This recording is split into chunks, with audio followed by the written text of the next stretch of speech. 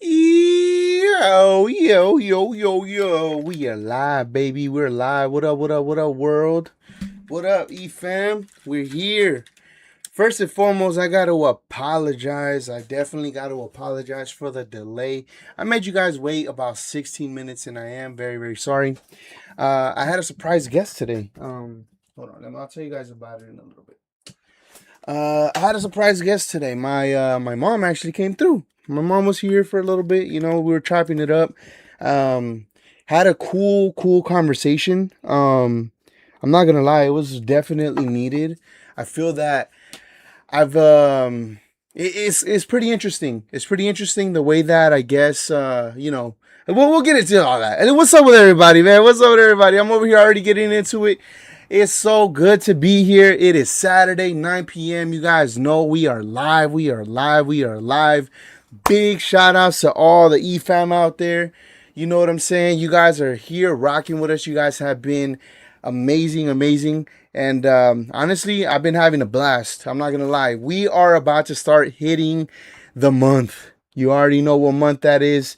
It's about to be a movie. We're about to get into some March action. And it's about to be crazy. We've been waiting for this since pretty much last year. Since we got the news on the first of this year. And ever since it was talked about and the date was set, we've been anxious. We've been waiting. We are ready. Who's ready, man? Who's ready? Ah, and like I said, I do apologize. I made you guys wait about 15 minutes, and that is a long time. Usually, I don't like to have you guys wait that long, because it's I don't want to waste you guys' time. But like I said, my mom came through. So we were just chilling downstairs, having a cool conversation. And, a very interesting conversation, because these are some very deep things that I would not really know about unless, you know, I get to speak to her in a sense, if that makes sense. But it's crazy. It's crazy, because we actually talked a lot about, very sensitive topics that I would say for a few. But for me, I guess in a sense, it's good because I get to actually know, a little bit more in the type of thinking that she has for the future. You know what I'm saying? So, she's just telling me how she's tired, work and just everyday life and stuff like that. And, I always tell her, hey, when you're ready, you already know, come on over here. We'll take care of you. My legs are strong. I can make sure that I'll make this happen. And, you got a home here, type thing. But it was a very interesting conversation and I did very, very much enjoy it. I got to know her a little bit more, which is amazing because these are the kind of things that I've always wanted to ask, the things that I always wanted to know, because my mom has always been a little bit shut. She doesn't really speak too much about her past or anything like that. So, and even when I've asked her, so for me, it was kind of like a good conversation to have, especially because it's just showing me that she's trying to, go in a different way, a different path, meaning she's trying to better herself and better her relationship with, her grandkids, us, and stuff like that. So it's a very exciting thing. I have to say, the 28th for me, the end of February of 2026 is a very exciting day for me because I got to learn a little bit more of my own mom. You know what I'm saying? So that's the reason I was a little bit late. It was a good conversation. But we are here, we are live, and if it's March 1st for you guys, big shout outs to you guys, man. You guys are lucky, you guys are living ahead of time. Let me know what's going on. And prayers, because there is a lot of stuff going on in the world as we speak. We're not gonna not, talk about it. Obviously there's a lot of things that need to be researched in order to really understand the situation and what's going on and what's at hand. But just know that our prayers are definitely going out to you guys. We are definitely gonna pray for the chat. We're gonna pray for everybody's safety because, as you know, there's a war going on right now. It just started literally last night, while we were asleep. And it's just a lot going on in the world right now. And I think the best thing to do right now, which is the positive message that we always try to preach, is to stay united, stay prayed up, love one another, protect your own. You know what I'm saying? Because during these times, this is the time that you need to show that, especially to your family. You got to make sure that you're there for them. You know what I'm saying? And everything that's happened in the news, just know some of it can be real, some of them cannot. Do your own research. Please do your own research, because we all know there's always something. You know what I'm saying? We're not gonna go any further because we're on YouTube. We need to be very careful with what the stuff that we can and can't say. You know what I'm saying? And you guys know there's a lot of stuff going on, and if you guys are well researched, you guys would know that it's some serious business going on out there. Talk about, you never know, like it could be something that's tragic, as World War III. I don't know. I'm praying that it doesn't get there, because at the end of the day, as humans, we don't deserve everything that's going on because of the greed that's going on with the people in power and just the things that are happening. And I feel that, at the end of the day, they're not the ones that suffer. It's literally the ones that suffer is us. The ones that have no power and just live our everyday life, being hard workers, providing for our families, loving our families, and it's just a very crazy and sucky thing, to live through. This is obviously not the first war that we've seen. There's been a lot of things, but always be nice to people. Don't go out there and disrespect people just because of what's going on. Just remember, there's always nice people in every religion, every race. Yes, we all got our bad fruits, but that doesn't mean that everybody is the same. So just remember that. I don't want you guys to think that it's all against these people. It's like, no, you need to understand, like, that could be the type of people that are not even involved and they're really good people. You know what I'm saying? So you just got to remember that. Give people a chance. Love thy neighbor. You know what I'm saying? If you guys know that, just pray up, pray up. But shout out to you guys. Let's see who's up in here. We had Boraje in here. You were in here way earlier before the live even started. So shout outs to you. The homie Echoes World. Shout outs to you. Man, that's a amazing independent filmmaker right there. If you guys want to check him out, we have checked out some of his independent films and some films that he has actually done with some big stars. You know what I'm saying? Shout outs to Duno. Shout outs to Concrete. Rena, Cat, what up? What up? We're here. We're here. Shout outs to you guys. Happy BTS month. For the ones that are ahead of, you know what I'm saying? I'm still not there. It's 9:24 p.m. on the 28th for me still. So I still got a little bit of time. I'm super excited. And yes, somebody actually pointed out, even though I did point out on the last video, I forgot which video it was because I've been dropping content. Oh, I've been dropping content, and you guys haven't been able to catch up. So today I had to take a little bit of a break because I felt like I was giving you guys way too much. And I understand, I am dropping a lot of stuff that is it's pretty long. It's pretty long. So I understand everybody has busy days and you guys are not just here. There's other amazing content creators that you guys watch and stuff like that. So, I gotta remember that. I gotta remember that. But I just love doing this so much that I really can't stop. You know what I'm saying? Like, even the days that I'm super tired, I just feel like, you know what? I just want to check this video out. Like, for example, let me tell you guys, I don't know if you guys saw this, but I posted something on if you guys are catching up, I've told you guys that I've been posting a lot on the community page on YouTube. You know what I'm saying? Let me just show you guys real quick what I posted. Let me see right here. Bam. Okay. Just wanted to make sure I had the right one because you already know. Okay, this one right here. All right, so if you see here, last night, 1 day ago, right here, it says, finally getting to watch BTS Yet to Come movie. And this was on Prime. I finally got to watch it. You guys, this movie right here was absolutely amazing. I'm not even going to lie. I really got to see the true performance that they do, because the artistry that they show with the performances, man, the attention to detail that they were giving, the breath control that they had when they were, singing, dancing, but not just dancing, like very extreme dancing was very, very impressive. I'm not gonna lie.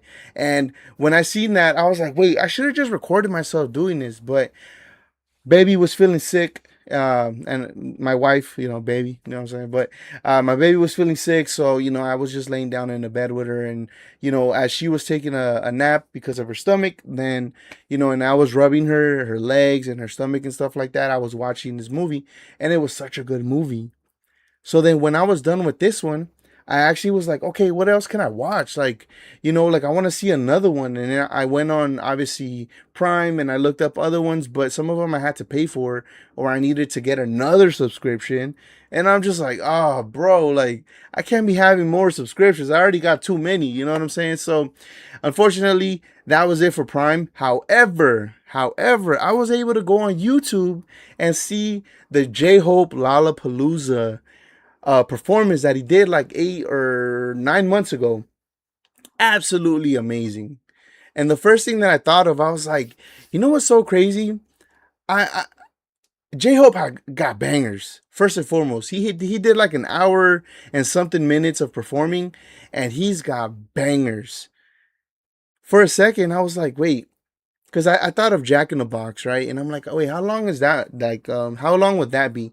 But he implemented different, songs. Some of them were, the combined BTS ones, but also his own. It was such a good performance, and I really loved when everybody held a Purple Heart, and he was like, "Look at that!" Like it was like I guess everybody there got together and thought of that and made that, and everyone put it up at the same time, and even he was impressed. And all you see is purple hearts, cut out purple hearts. It was such a beautiful thing, and I should have recorded it. I should have recorded myself reacting to it, but in that moment, like I said, wifey was not feeling well, so I was just hanging out with her. But I was like, damn, I should have recorded this because that was really, really a good concert. You know what I'm saying? And it's very impressive the crowd control that they have. They're just amazing. And then actually getting to see, the picture from behind them and then seeing the stadium of the thousands and thousands of people right in front of them, you're just like, holy shit. I'm not even gonna lie. Sometimes I really wonder and I think like, what would it be really standing there and just having all army right in front of you? Putting yourself in that position in their shoes. Like, how amazing does that feel? You know, it's very unexplainable because only they're gonna be able to feel something like this. You know what I'm saying? But they deserve it, man. Shout outs to them, because that honestly that was a really good film, and I'm gonna definitely check out another one. I do see that what's it called? Yet to come in Busan are amazing. Yeah, yeah, that was the one that I seen actually. And the Lollapalooza also is Paris performance. I haven't seen the Paris. What have I seen the Paris? I think I have. It was J Hope featuring Army. It really was. It really was. It was such a vibe. Everybody was singing, and that's what I really like, to be honest, because plenty of times I've seen, performances and stuff like that. The crowd is dead. For Army, for BTS or even them as individuals, like the one that I just seen with J Hope, bro, Army shows up. Army shows up. They go all out. They sing. They know the chants. Oh man, it was really a beautiful thing to see because it really gave me a perspective of this is really what the artistry and fan love is about, to be honest. Because, we always hear about other people talk about, oh, love of the fans and stuff like that. But there's really no love like Army love for BTS, to be honest with you. And that is the absolute fact, man. It's such a crazy thing to see. I'm not gonna lie, I was really impressed. I was so impressed. I was I was so speechless, especially when I seen the Yet to Come film. I was really just like I was laying down at first, rubbing my wife, and then next thing you know, I just sat up and I'm just sitting up for like 40 minutes, just like wow, this is absolutely amazing. Like just the drone shots, all the shots, very cinematic, very beautiful. The dance routines, you just see them sweating, like they're just like really giving it their all, man. And I was like, damn, this is what it's about, man. I love that. Crazy, crazy. I would love to experience that in real life. I'm not gonna lie. And that's whoever gets to experience that, or if you already experienced something like that, especially from BTS. Oh man, for real, you guys get a cheers for that, because that honestly, that honestly has to be the most amazing experience after what I've seen on a film. And this is a film, and not only a film, but you got to understand, this is our bedroom. So our TV is not, the best. It's like it's decent for a bedroom, but there's no surround sound. There's nothing. If I was to see the yet to come film downstairs with the sound bar and everything, like, I'm sure it's a very different experience. But even though I didn't have that at that moment here, whoo, it blew me out the mud, for real, for real. I was like, what is this? Absolutely amazing, absolutely insane. I really enjoyed the film, and thank you guys for recommending me that. If you guys have any more, please tell me that I can find on YouTube, and we'll definitely do a reaction to it this time. Because yeah, I couldn't do it for the last one. Leanne, what up? Howdy, howdy, y'all. What's up? What's up? Welcome to the channel. We're here. We're live. Excited. I was a little late, but we're here. We're here. That's the most important thing. We're here. We showed up. We're healthy. We're blessed. Stay prayed up. Like, I'm gonna continue saying that, because to me, I don't know how many times I grabbed this cup and I haven't taken a sip.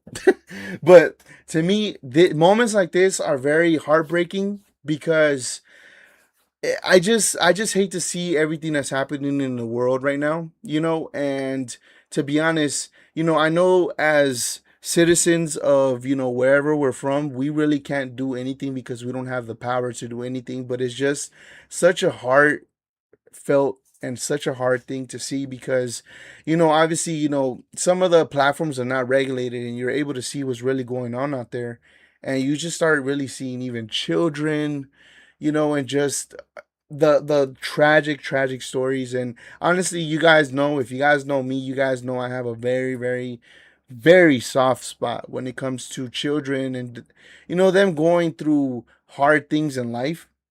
And something like this, a war that's going on right now, is such a disaster to see, because like I said, it's just people are not getting affected. It's only certain people that are getting affected, and it's not ever going to be the higher ups. It's going to be the regular common people like us.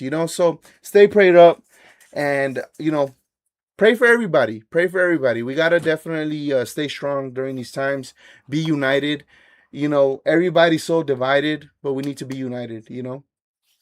Pray. Yes, pray. I was talking about how last night I was rubbing you, and I was watching the yet to come BTS movie on Prime, and then I saw the J Hope one after. Oh, okay. But yeah, I was just telling him how amazing it was. I missed it. Yeah, well, you weren't feeling well, yeah. Yeah, no, yeah, I told them that. But you were watching it here and there. Like, it is funny, because even though you were sick, you were still like, you would hear a song. Yeah. Yeah. And I would get up, I'm like, oh, I love this song. I was singing. Yeah, you would sing it a little bit and move your body like this, like a fish. And then just, next thing you know, you're knocked out. So funny. I keep doing that. Did you bring your drink? No. I did not. I have some water. Have some water. Thanks.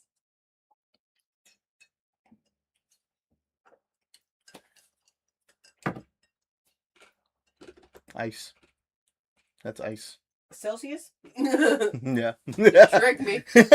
It's water. It's water. What's up, everybody? We got everybody up in here. We got Kat, Leanne, Rena. Hello.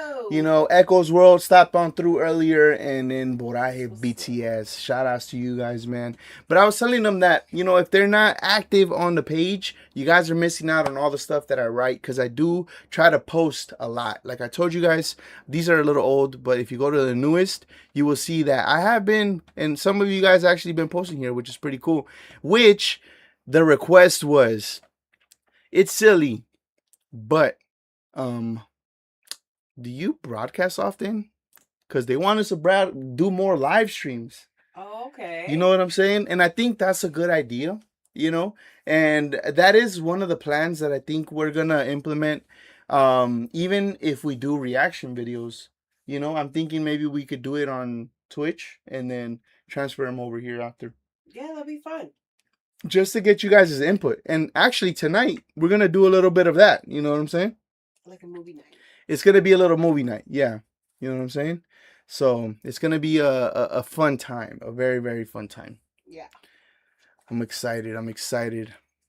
Yeah, because we got a few things that we wanted to check out. Obviously, there's been a lot of controversy and stuff like that with different, stuff regarding BTS and things like that. So, got to definitely get into that and see what's going on. Because you guys know, I like to make videos as soon as I see the live streams. And I just kind of, go with what I see. So when I find a video that, let's say Jungkook was live and then I want to react to it, I do it, but the translation is off of YouTube. So sometimes it's misconstrued and all this stuff. So, you guys do come over here and tell me like, hey, you should wait for Hi Boy, you should wait for somebody to translate it. Right. But my answer honestly to that is I'm a good person reader, so I could tell when somebody is like, because the whole thing that people were trying to say at one point is that because he said to his brother or friend, he said, "You're so annoying." Mm-hmm. But if you read the body language, he is obviously joking as a friend. Like, let's say, oh, you're so annoying type thing. Yeah. That's what it was. And I understood it as that. Yeah. But people, I guess, because they maybe don't have the same thing that I see, yeah, they feel that I'm going to take that too serious and be like, oh, who's bothering him? You know, type thing. But it's like, I think it's just common sense when it comes to like body language and the way that people are. Yeah. You know, at least in our case. Yeah. Yeah. Because in that video as well, I did explain that we have a little bit of superpowers. Like, we're able to tell people like pretty fast. Like, we know the intentions, we know what they're about, like this. Yeah. You know what I'm saying? And that's always been something that we've been very good at. So when I saw that video in particular, you felt that it wasn't malicious. No, yeah, it wasn't malicious, but I also, in the beginning of the video, I actually called the body language and I said, okay, in this video, it looks like he has a lot on his mind, but he's not gonna, I don't think he's gonna, talk about it. That's what I said, something like that. But it turns out he did talk about it and there was something wrong with him and stuff like that. So it's like, I kind of understand what's going on here. I don't think, I think it just speaks for itself when you see people's body language and stuff like that. So, but I did enjoy that video, but we are going to see a video from High Boy, actually, where Jungkook's live streams backlash. So, obviously, you guys know anytime these guys or any idol in particular do anything, you know that they're going to get in trouble in some type of way, especially if he's talking about something like smoking or something like he's saying a bad word even. So pretty much not being a human. He's going to get some type of backlash. Right. You know what I'm saying? Yeah. Which is kind of crazy, but it is, yeah. It's something that we need to understand, I guess, as the culture difference. Yeah, because it is very different because we don't treat celebrities the way that Korean people would treat an idol here. Yeah. Then again, it's different cultures, but yeah, I don't, yeah, it's different here than over there. No, yeah, it is. It is very different. They do a lot of baby noises. Yeah. For them. Yeah. Not here, Yeah, that's true. Like when we do reactions to some videos when, like the try not to laugh videos and they add baby noises to grown men, is always for us in the West, it's kind of like, wait, like that's not really something that we're known to watch. Yeah. So it could come off as like that was kind of weird, like to us personally, but obviously to somebody from Korea, that's normal because if you think about it, when you watch anime or even when you watch, let's say, a K-drama, you see those kind of actions in those K-dramas. So that's like part of what they do. Right. But for me, it's like we grew up in a place like a Hispanic household where it's machismo and that means that like a man is like manly and you can't do this and you can't do that, type thing. Yeah, yeah. So when you see that, it's kind of like, wait, like that's a little different, Right. So things like that, and also like we talked about the mothering of a star, which Yeah. is kind of interesting as well. Right. Because for me, it's like, well, these guys are damn near 30 years old, and you mean to tell me that everybody's treating them like, like their kids? Yeah. That's kind of crazy to me too. Yeah. Because out here it's like, I mean, look at the superstars that we have. They're all doing what they want to do, Yeah, it's like, I think on this side it's like you want to be famous because you get to do what you want to do. Sometimes, yeah. Well, In a sense. sense, Yeah. like, and over there it's like, no, you have to do what the world wants you to do. Yeah, like you're an idol and you need to be perfect. Right. Type thing. Yeah. Different. Yeah. So it's pretty crazy, but we are gonna check out that video, and it's gonna be a long live stream. I'm not gonna lie. So there's gonna be another video that I do want to check out that I was actually listening to for myself while I was working, but I just felt like I needed to bring this video to the live stream and do a reaction to it because it was absolutely insane. And it has to do with the song Spring Day from BTS, but this one is the Ron Mango video where she talks about what happened, and you already know, especially how she gets down and how detailed she gets, and all of the stuff. So it's gonna be a long, long live stream. So cancel all your plans, all that, because we're here. It's Saturday. You should have known better. I'm just kidding. But what's up? How you feel, babe? Feeling a little sick. Oh, still? Yeah. But it's okay. Pushing through. Yeah, we're gonna push through, and like I always tell my wifey, if she's not feeling well, it's okay. We're gonna, dismiss her. Get on out of here now. I'm just kidding. That's the way we do it out here in the West. I'm just kidding. No, I'm just kidding. That's not how we do it. No, but if she's not feeling well, I always tell her like it's okay. You don't have to force yourself. Just do what you can, and that's it. That's all we could do. Yes. I did want to talk about something before we get into these videos because obviously we're gonna get into all that stuff, but I just wanted to talk about something that I personally lived this week. And I just want to talk about it because I'm proud of myself. This week for me, I'm not gonna lie to you guys, it was a very, very hectic but also hard week for self-growth, learning, and all the above. You know what I'm saying? Because the old me, with everything that happened today, would have taken it in a different way, and that would have made a lot of consequences. Bad consequences happen. You know what I'm saying? So I just wanted to kind of reiterate that the small choices that we make in life, we're able to see a different path in a positive way. Like it's like, because if I would, let's say for example, I would have crashed out for something that happened, and it could have been to the point where I could lose a job, I could lose a friend, I could lose anything. Yeah. You know what I'm saying? You're so quiet. I don't even know what's going on. You're expressing yourself. Should I jump in and express yourself?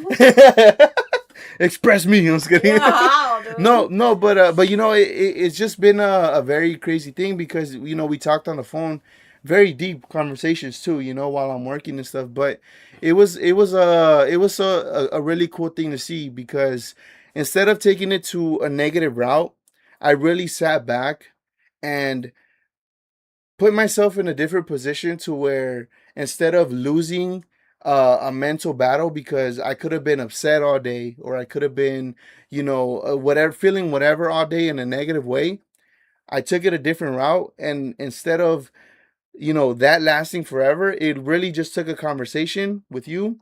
And then from there, it literally, like, it just went uphill. And I just continued the day with something positive and just, maintain that and stuff like that. And that's good. You took a different So it was approach. Cool. It was. Yeah, more positive, more you took control over your decision, like what was going to be the outcome of your action. Yeah. So that was pretty good of you. So maybe that's the age of 36, so maybe that's what happened. Because I think now I'm practicing more my logical thinking. Yeah. because before obviously it's always like physical, I guess. Feelings. Yeah, and more feelings, and then that could lead into physical if it gets there, you know. But it's like now it's like you got to think you have so much to lose, you know, and being the provider of the family, it's like, am I really gonna act on something dumb or be smart about it and take it a different route, you know? Yeah. So it's not no little game like little kid games no more type No, thing. yeah. You know, like I can't be acting like a child. I can't have feelings like a child when it comes to expressing that. I mean, because I could have feelings, but not those.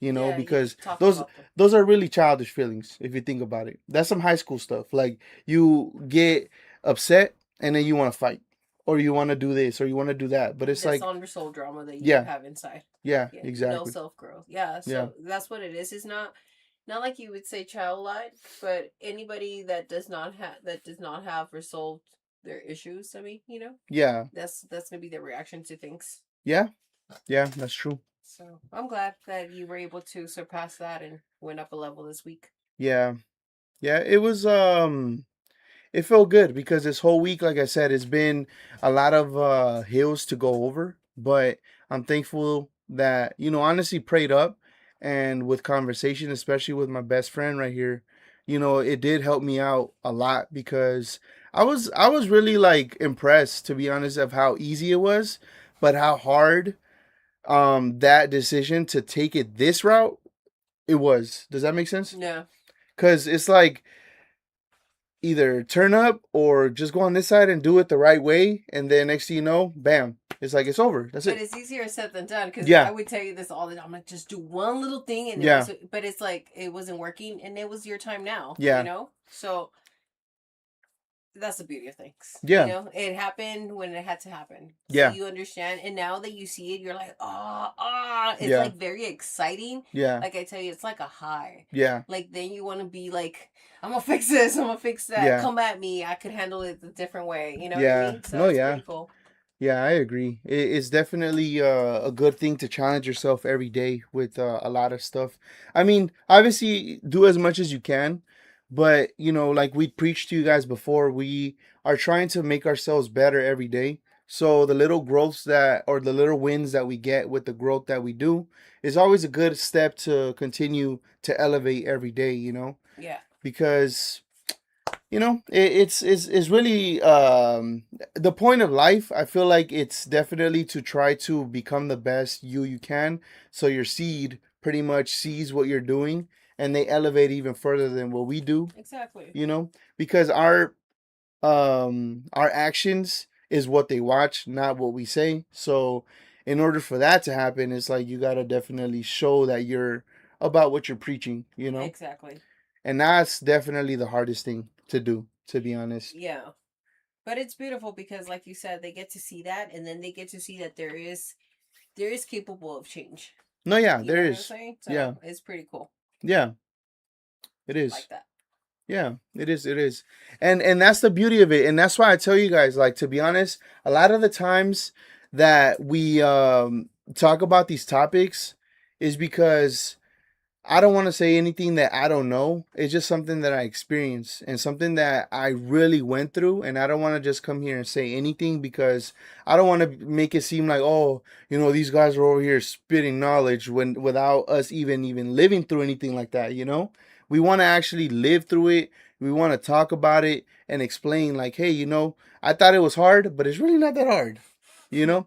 Yeah. Echoes World, shout outs to you with the dono phone 99. He said here to support. Let's go, baby.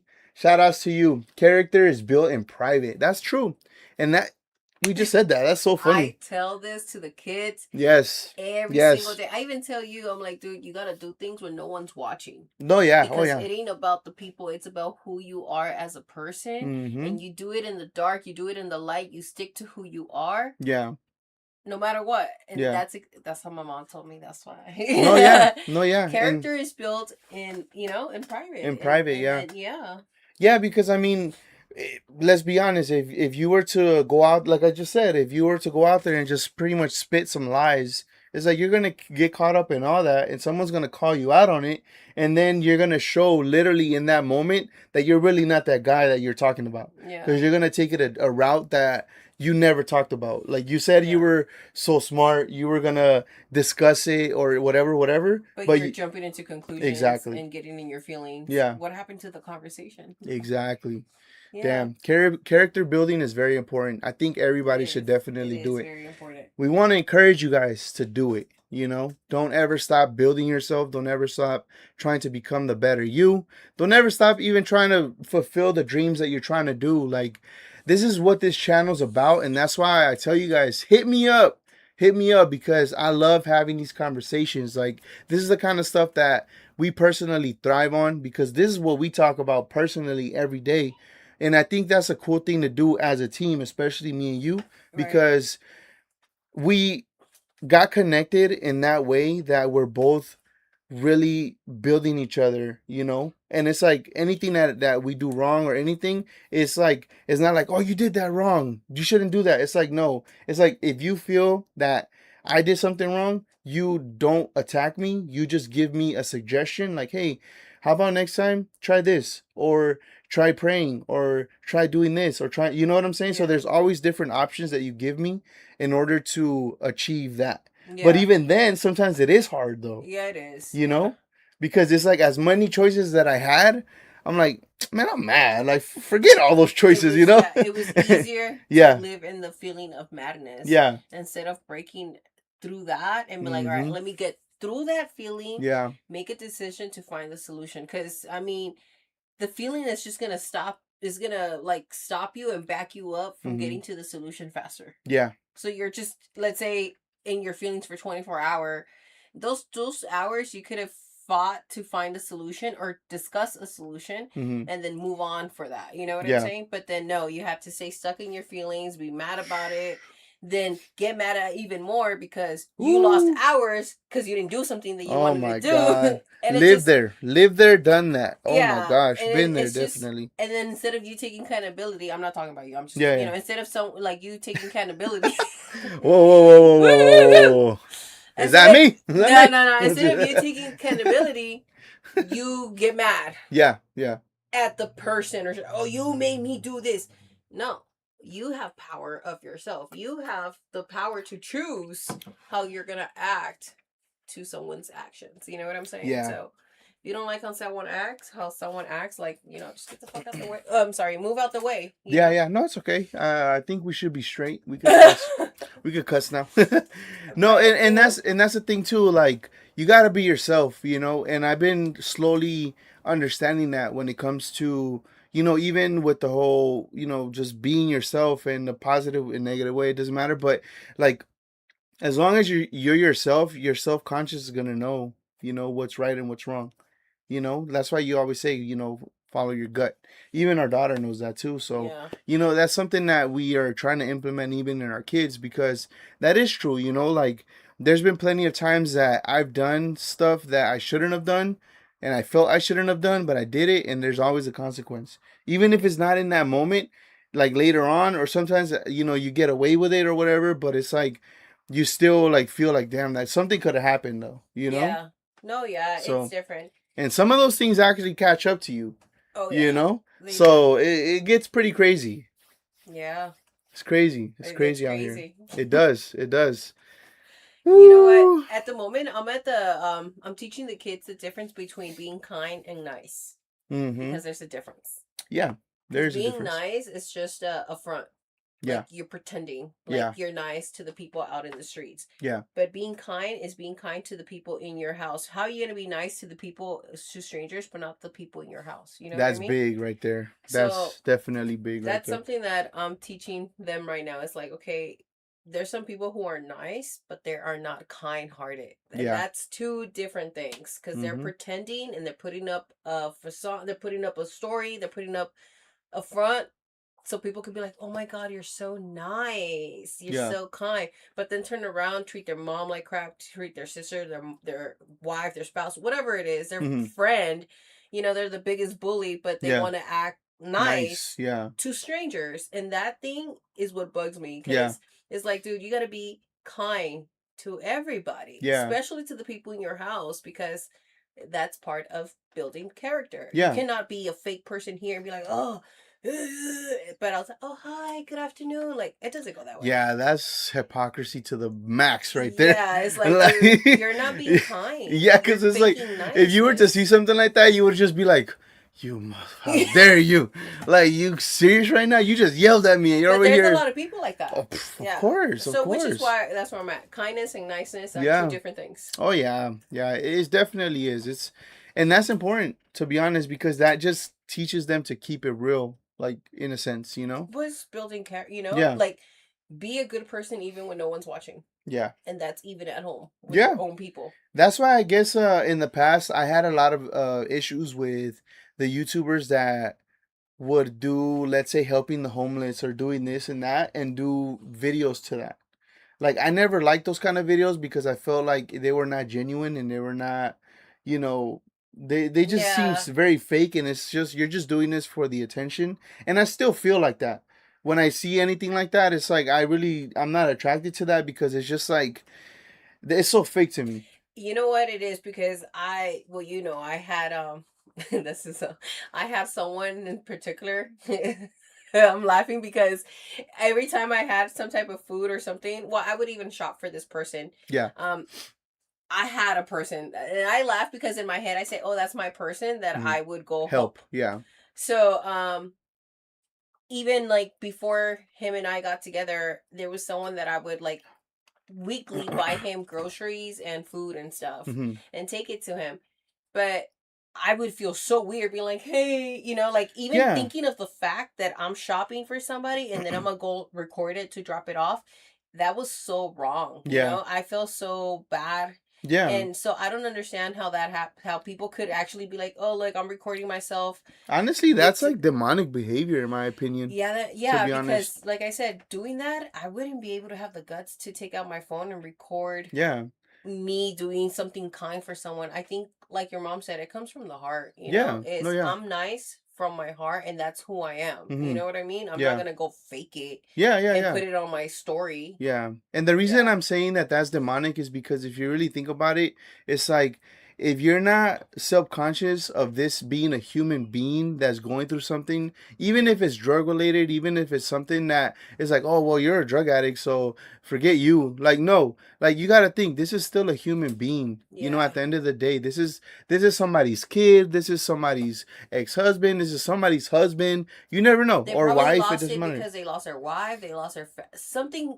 There's always a story to it. You don't know, so you shouldn't judge. Exactly. Yeah. So, and if you have the capability to still record yourself, make a video, and even have the balls to upload it, that was always so crazy to me, and it was just disgusting behavior. And I was just like, ugh, like, how is this even a thing? Like, and it was really such a trending topic. And in order to become a YouTuber, because if you notice, a lot of the YouTubers that did that in the past, now they have podcasts, and that's what they do now. They obviously transitioned, but in order to get to the level they're at right now, they had to do some type of demonic behavior to be able to get there. And that's what I was like, man, you know what? In this channel, I want to have integrity. I want to be able to have morals. I want to stand down to the stuff that I believe in and I feel that are right, and exploiting people and stuff like that is definitely not okay. So, just stuff like that, it was just never like a path for me. Yeah. It was such a disgusting thing, because you're right. Like, even when we were together, when you had extra food and we were around the area, you would always even tell our son, like, hey, let's go drop off some food to him. Yeah. And then we would go and then give it to him, and then we'll leave. It's not like we're there like, hey, guy, how do you feel? Like we understand you're going through a lot, but hey, you know what? Here's a good meal. Enjoy it, and then we're out. Yeah, that's it. That's it. It was crazy. Yeah, it was all love and respect. Yeah. That's it. Yeah, it's just crazy, man. People are just really messed up. Yeah, definitely. That's why people tell me to shut up, because I tell them why they're fake. Yeah, exactly. Yeah. That's why they're faking it. Exactly. Let me put this chat up over here. That's why my circle is small. Oh yeah. Yeah, our circle has dwindled for real, for real. You know what's so funny? It got to the point where even our kids were like, do you guys not have too many friends, or what's going on? But it's like, in life, everybody goes their separate way. You know, not everybody's values are the same. Some people stay stuck to a certain mindset. Some people, you know, they're probably on a different life path, or they just end up moving where the connection is just not there no more, you know? Right, yeah. Because in high school, I had a lot of friends. I'm not gonna lie to you guys. I had a lot of friends, and even in college, when I was riding around in a motorcycle, like I had a lot of friends. But it just so happens that the life paths are not the same, and it's just, you know, everybody ends up expanding, not expanding, but I you feel know, like separating. as a man is more Separating. sorry. As a man, I feel like it's more harder because you guys are the providers. You know, like we Yeah. were talking about today. Mm-hmm. A girl has a different life than a man. Yeah. You know, Yeah. like so. I would understand why you would lose more friends because your mindset became different, your Mm-hmm. lifestyle changed, and like you said, people don't have the same alignments as you, Mm-hmm. so it's time for you to move on. You know? But you know what the thing is too, I've had a very different mindset, and I mean, not well, in the sense of trying to be successful in like in a way, you know, and that was always something that I wanted to do. Literally after high school, the first thing that I wanted to do was, you know, become successful. I wanted to have a great job, and you know, shout outs to the people that wanted to, you know, just get whatever job. Personally, I never wanted to do that. I wanted to make sure that the position that I was going to first start in, it was going to kind of dwindle into what I was already trying to do in the future, which was supposedly a chef and stuff like that, you know. But obviously that changed. But you know, I never settled for anything less than what I felt like I deserved. So I always went after, even if I knew maybe I wasn't gonna get it, I still tried. You Yeah. know, like for example, when I told you that I tried to be a comic book artist at one point, Yeah. and I went for an interview and everything, it didn't work out. Yeah. You But you know, did it. You I did tried. it. Yeah, I tried it. Like I did the whole panel. I drew everything, the storyline, everything.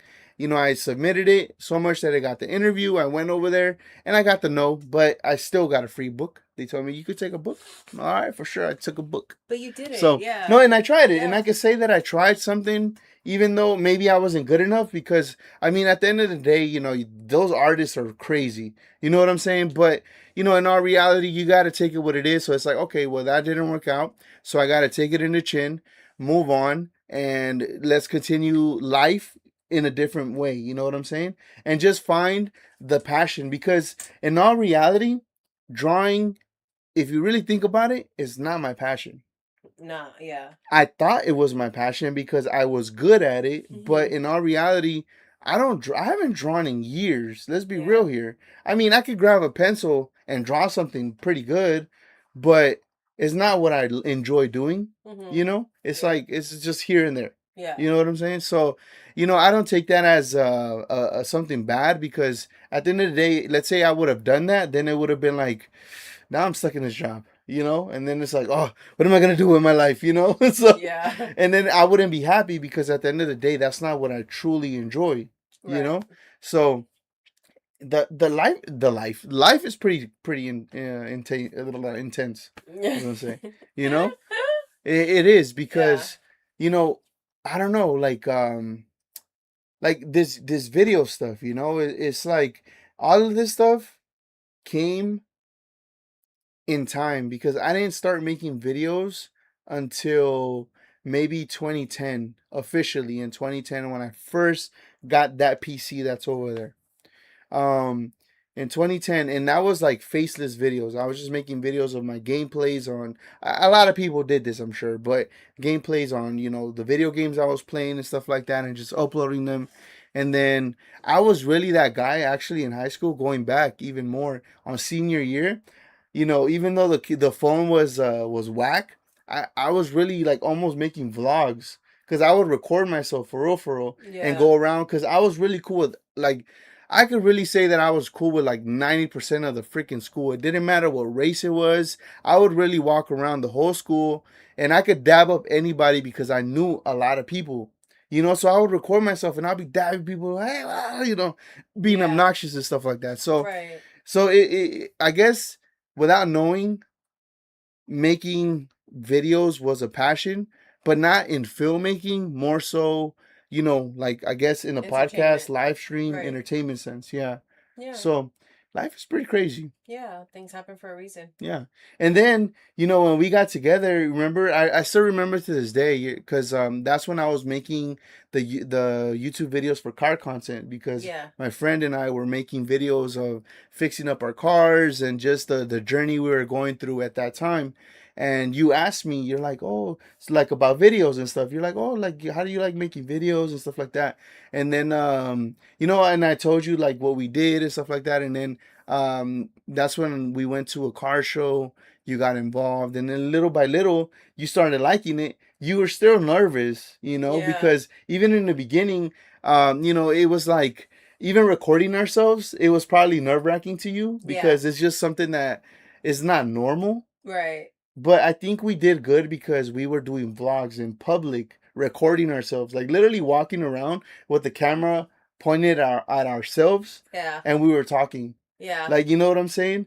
And then that helped you develop like confidence, to the point where when we would do it at home, you were just a natural, Yeah. And now you like it. You like it, right? I was kidding. I just did the fuck sound. No, yeah. And I did that. I just did that because at one point I remember a comment when we were doing a reaction to a song. They were like, "Why does it seem like you're making her do reactions? Like, are you pinching her? Are you pinching her? Are you forcing her?" Yeah. It was like, like, bro, chill. No. She likes it. She likes it. And like I said, she enjoys doing this stuff, but you guys got to understand, like, she takes her job very serious. So kids are number one. This is second. You know what I'm saying? So that's why I tell you, sometimes I do videos on my own. Sometimes she does videos with us. On her own, you're going to say. Well, you do. You did a video with our daughter. Oh, yeah. Because our daughter wants to be a YouTuber, so she been doing some videos on her own too. Yeah. But shout outs to Ollie Juice. You know what I'm saying? Yeah. But yeah, definitely. Woo! I feel like I just rambled on with such good vibes, man. I've been meaning to go live. I've been wanting to go live. I feel like I could go live every day and talk about stuff, man. Like, it's such a beautiful thing, because the connection that we feel in the world, Craig, is such a beautiful thing, Yeah. We get to connect with so many people from different parts of the world, to the point where you guys come to the live stream and we actually get to do it live. But a lot of them, it's usually through videos, but still, it's still a connection that's being built. Yeah. You know what I'm saying? They just haven't had the pleasure to see us live just yet. One day they'll do it. Yeah. But some of them do it. They watch it, but they don't comment. But I know that firsthand, because I watch live streams that I don't comment on. You know what I'm saying? There are some that I do say what's up, and people say, "Hey, it's eFam." I'm like, "Hello," you know what I'm saying? Hello. But other than that, like, usually I don't really comment. I just watch. I just enjoy watching and stuff like that. Well, it's the same vibe here then. Adolfo, what up? What up? Gracious, what up? What up? Shout out to you guys for being here. Welcome to the live stream. Man, we've been having such a beautiful conversation, you guys. You guys are really amazing. You guys, we're gonna do a kind of a movie. It's not really a movie, but it's more of a documentary. So I'm gonna turn the AC on for you. Why am I sweating? You see me sweating and shit? Yeah, I see you sweating. I am sweating. I see you. I will do it. Okay, thank you, baby. You know what's wrong with me. Nothing's wrong with you. A happy BTS connect. Yes. Oh, speaking of, did you guys notice this? You see the GQ magazine right here? Look at this, you guys. I got my copy. You know what I'm saying? Now, I do need to get better. And I do want to get these framed, both of them actually. I want to get them framed, and I want to put them on the wall somewhere. Now I don't know where just yet, but I'm thinking probably here, to be honest, where they're at, and just kind of show them off right there. But I do need to get more stuff just to make it look a little bit better. Don't mind all this stuff. This is the store stuff on this side, so don't worry about none of that. Don't worry about none of that. That has nothing to do with you guys, okay? This is eFam right now. It's not pre-shop. Self plug. What up? What up? What up? No, you're never too late. Never too late. I saw you in the live chat by Bora. Yeah, you see, I do go in there and I do show some love, because I don't know, like I like showing love to people that I really mess with. Um and she's definitely one of them because I really do enjoy her videos. So I like to watch them and keep updated, to be honest. So whenever somebody does a live stream, that's how I personally get updated because I'm at work a lot during the day. So if somebody is live, it really helps me because I get to stay updated with what's going on. You know what I'm saying? So that's how I know a lot of the news. That's how I get to know, you know, what's going on, because if not, I really wouldn't know what's going on until I get home, and then I have to research it, and it takes longer. You know what I'm saying? So with this, I get to watch her, and she, explains what's going on. Obviously, it's from a woman's is a woman's point of view, because they do, like them, like they are attracted to them, and they're always like, oh, they're so cute or stuff like that, and I'm just like, oh, cool, but hey, it's all good. I understand. I understand. You know what I'm saying? But anyway, so yeah, but I'm always there. I try to be there most of the time, to be honest, because she's dope. She's dope. That was great to see. Oh, yeah, you'll see me there more often. Say hi to me next time. How dare you not say hi to me? How dare you? The GQ magazine, you are truly Army. Oh, yes, I am. And proud of it, too. I even know what is it? Niaseo. Niaseo. That means hello, right? Niaseo. You know what's funny? At work, actually, I mentioned to somebody that I was Army. I think I told you guys a little bit last time, but I mentioned to somebody that I was Army, and I said "niaseo." You know what I'm saying? Because I know that term and I know those words, and that means hello. But they know that I'm Army, and it's cool because I'm judged as someone that doesn't seem like they're Army, but I definitely am Army. I had fun hiking the Joshua tree in Palm Springs. That is amazing. Dang. Did you take pictures? How is it? How's the weather out there actually? Damn, That's so cool. That's fire, is that where the big trees are? The Joshua trees, or what is that? No. But Joshua Tree is fire. Remember that guy that we went to go get a tour from the wedding chapel? Oh, yeah. He grew up in Joshua Tree, and I showed you the spot. It's really beautiful. It's very yeah. That's cool. He'll send pictures, right? Also send us pictures. Or post them on YouTube. You know what I'm saying? You could do that too. Everybody can see your photos. That'd be dope. Took pictures and it's pretty damn hot. Yeah, bro, today, well, this whole week has been hot, bro. That's why I feel like you guys always see me in my worst because I'm always red. Especially when it gets to summer, my my redness shows. I'm asking Desmond to bring Olivia McDonald's. Oh, it's okay. I No know worries. wish she shouldn't be eating that. It's because sorry, the quick because the Chinese food that he ate was her Chinese food. Oh, he ate it? Yeah, he left the spicy one. Pay it back. I'm just kidding. We'll pay him back.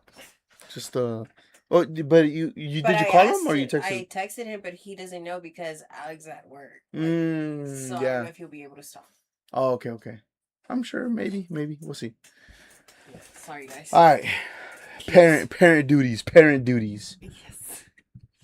That's cool. Oh, and Rena remembered that he did say that he was gonna do the Joshua tree. That is so cool. Aww. What you guys been up to this week though? How do you guys like the news? What's been going on? What's going on in your heads with everything that we're going through right now? You know what? Like I told you guys are already in March. So you guys are already on BTS month. We're not there yet. We're still on the 28th. But for whoever is on the 1st, how do you feel? Who's excited? Do you think they're gonna drop something? We don't know anything. We don't have no music. We don't have no videos. We don't got nothing. Still don't know what the cover looks like. We don't know nothing. All we know that it's called Arirang. There's 3 circles, and it's white and red, They're having a concert on the 21st on Netflix, and then they're going to start their tour, and they're going to have a documentary on Netflix. That's it. That's it. All we know, also, actually, J Hope did say that expect it, whatever you're expecting, expect it. So that's a good sign. You know what I'm saying? Yeah, yeah. We also learned from JK that he said that he's excited and it's something new. Yes, yes. You know what I'm saying? So I'm excited, to be honest, because like I told you guys, this is my first comeback that I'm gonna get to experience as Army, as somebody that is genuinely involved in this. Yes. And I'm excited. I'm excited to the point where I told you guys that I actually spoke to somebody from my job, and I told them, "Hey, I'm Army." Yeah. Little did I know she was Korean, and that's when I was like, "안녕하세요," and she said it back, and I was like, "Woo, let's go!" That's the only word I know, though. Yeah, but So okay, it's a start. Yeah, I gotta learn different ones, but it was cool. It was cool, but I have to admit she did tell me about other K-pop, but it's more of an older generation because she's a little bit older, so she's more into the older generation. She's more into G Dragon, she said. Okay. Which I have heard of, but I haven't checked them out yet. But she did say that that's one of her favorites. G Dragon. Who do you guys know who G Dragon is? Let me know right now. I'm sure you guys do. I'm the oblivious one here because I don't know, who G Dragon. Yeah, like I've heard of him, but because of a Boris City magazine video where she mentioned him. Yeah. But I never took the time to listen to his music, to be honest. So, but I'm sure he's big because if I heard it on Boris City and then my coworker told me about it, it gotta be huge. It got to. It gotta be huge. But sometimes it happens like that we don't see or hear of these people or anything because we didn't know about a lot of things until the people started telling us. Exactly, because that's the whole point. That's so crazy because that's how oblivious we are in the West, and how I don't think it's oblivious. I think it's just very close-minded. Very. What did I say? Oblivious? Oh yeah, sorry, that's the wrong word. Yeah, close-minded. You're right. Yeah. So I think we're just very close-minded, and so tunnel vision on what we like. It's very Western, así somos. We're not open-minded. Oh, okay. I would say. And well, that is true though. I mean, that is true because whenever there's a new genre in going around, in the music industry, everyone jumps on it. No, it's very skeptical. Oh, because genre, like a genre, like a new type of genre, a new type of song. I don't know why I thought like a fashion sense or like what's the other word? Anyways, keep going with your thought. I'm like, what? And in the middle of your thought, I had a thought and I said it, and you got stuck on your You're like, huh? So G Dragon's group is Big Bang, and Big Bang created the light stick. So that's a fun fact. Duran, thank you so much for letting us know that. I did not know that. That's fire. So that's why we have the different. No, what do you mean community? Look, oh yeah. Oh yeah, to teach us things. That's how we know things. Oh my god. Yeah. No, but no, yeah, I get what you're saying, but yeah, crazy. And what were you trying to say? That's why we have so many light sticks from all the different idols, different groups. Fire. Yeah. And that is fire. I'm not gonna lie. I know you guys are not gonna want to hear this, but what? Blackpink dropped a song, and my daughter's excited for it. Okay, there's a music video out. Blackpink in your area. They're dope. I'm not gonna lie. The unexpected could be expected. What if they collab one day? Who knows? I like what Rena said. It's not that you're not open-minded. It's just because you're not exposed to it. That's true. That's actually true. Because in the West, they control it so much that they don't want us to be exposed to it. Perfectly said. The media is very controlled. We're only allowed to listen to whatever they want us to listen to. That's why whenever there's something that's going on outside of what we are in the bubble, we don't know what's going on out there, to be honest. That's why the beauty of TikTok, the beauty of these even X, even X, where you can actually see things that are going around the world. You just got to be in the right algorithms, but if you're not, you're gonna be stuck in the brain rot stuff that they're gonna keep giving you to keep consuming and just keep being dumb. And that's how they keep the system going. And we gotta really change that, you know? Yeah. Because even when it comes to music, like they're trying to really stop such a beautiful group that is spreading positivity and is moving in a very, good way in a crazy dark music industry if you really think about it.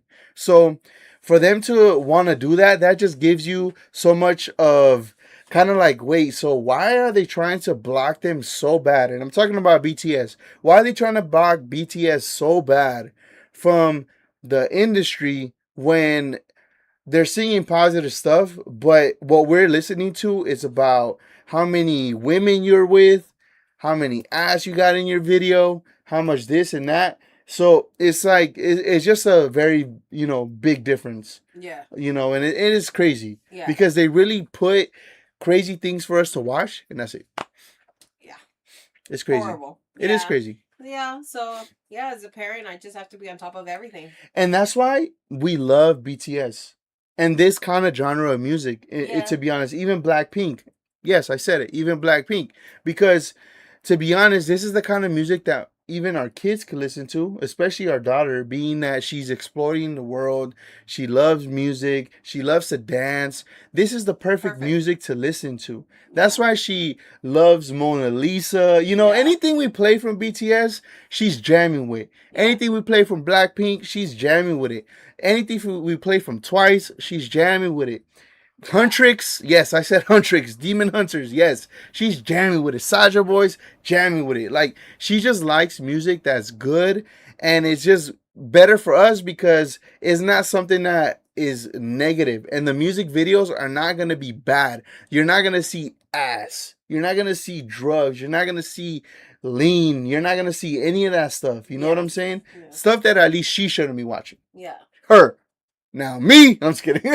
I'm just kidding.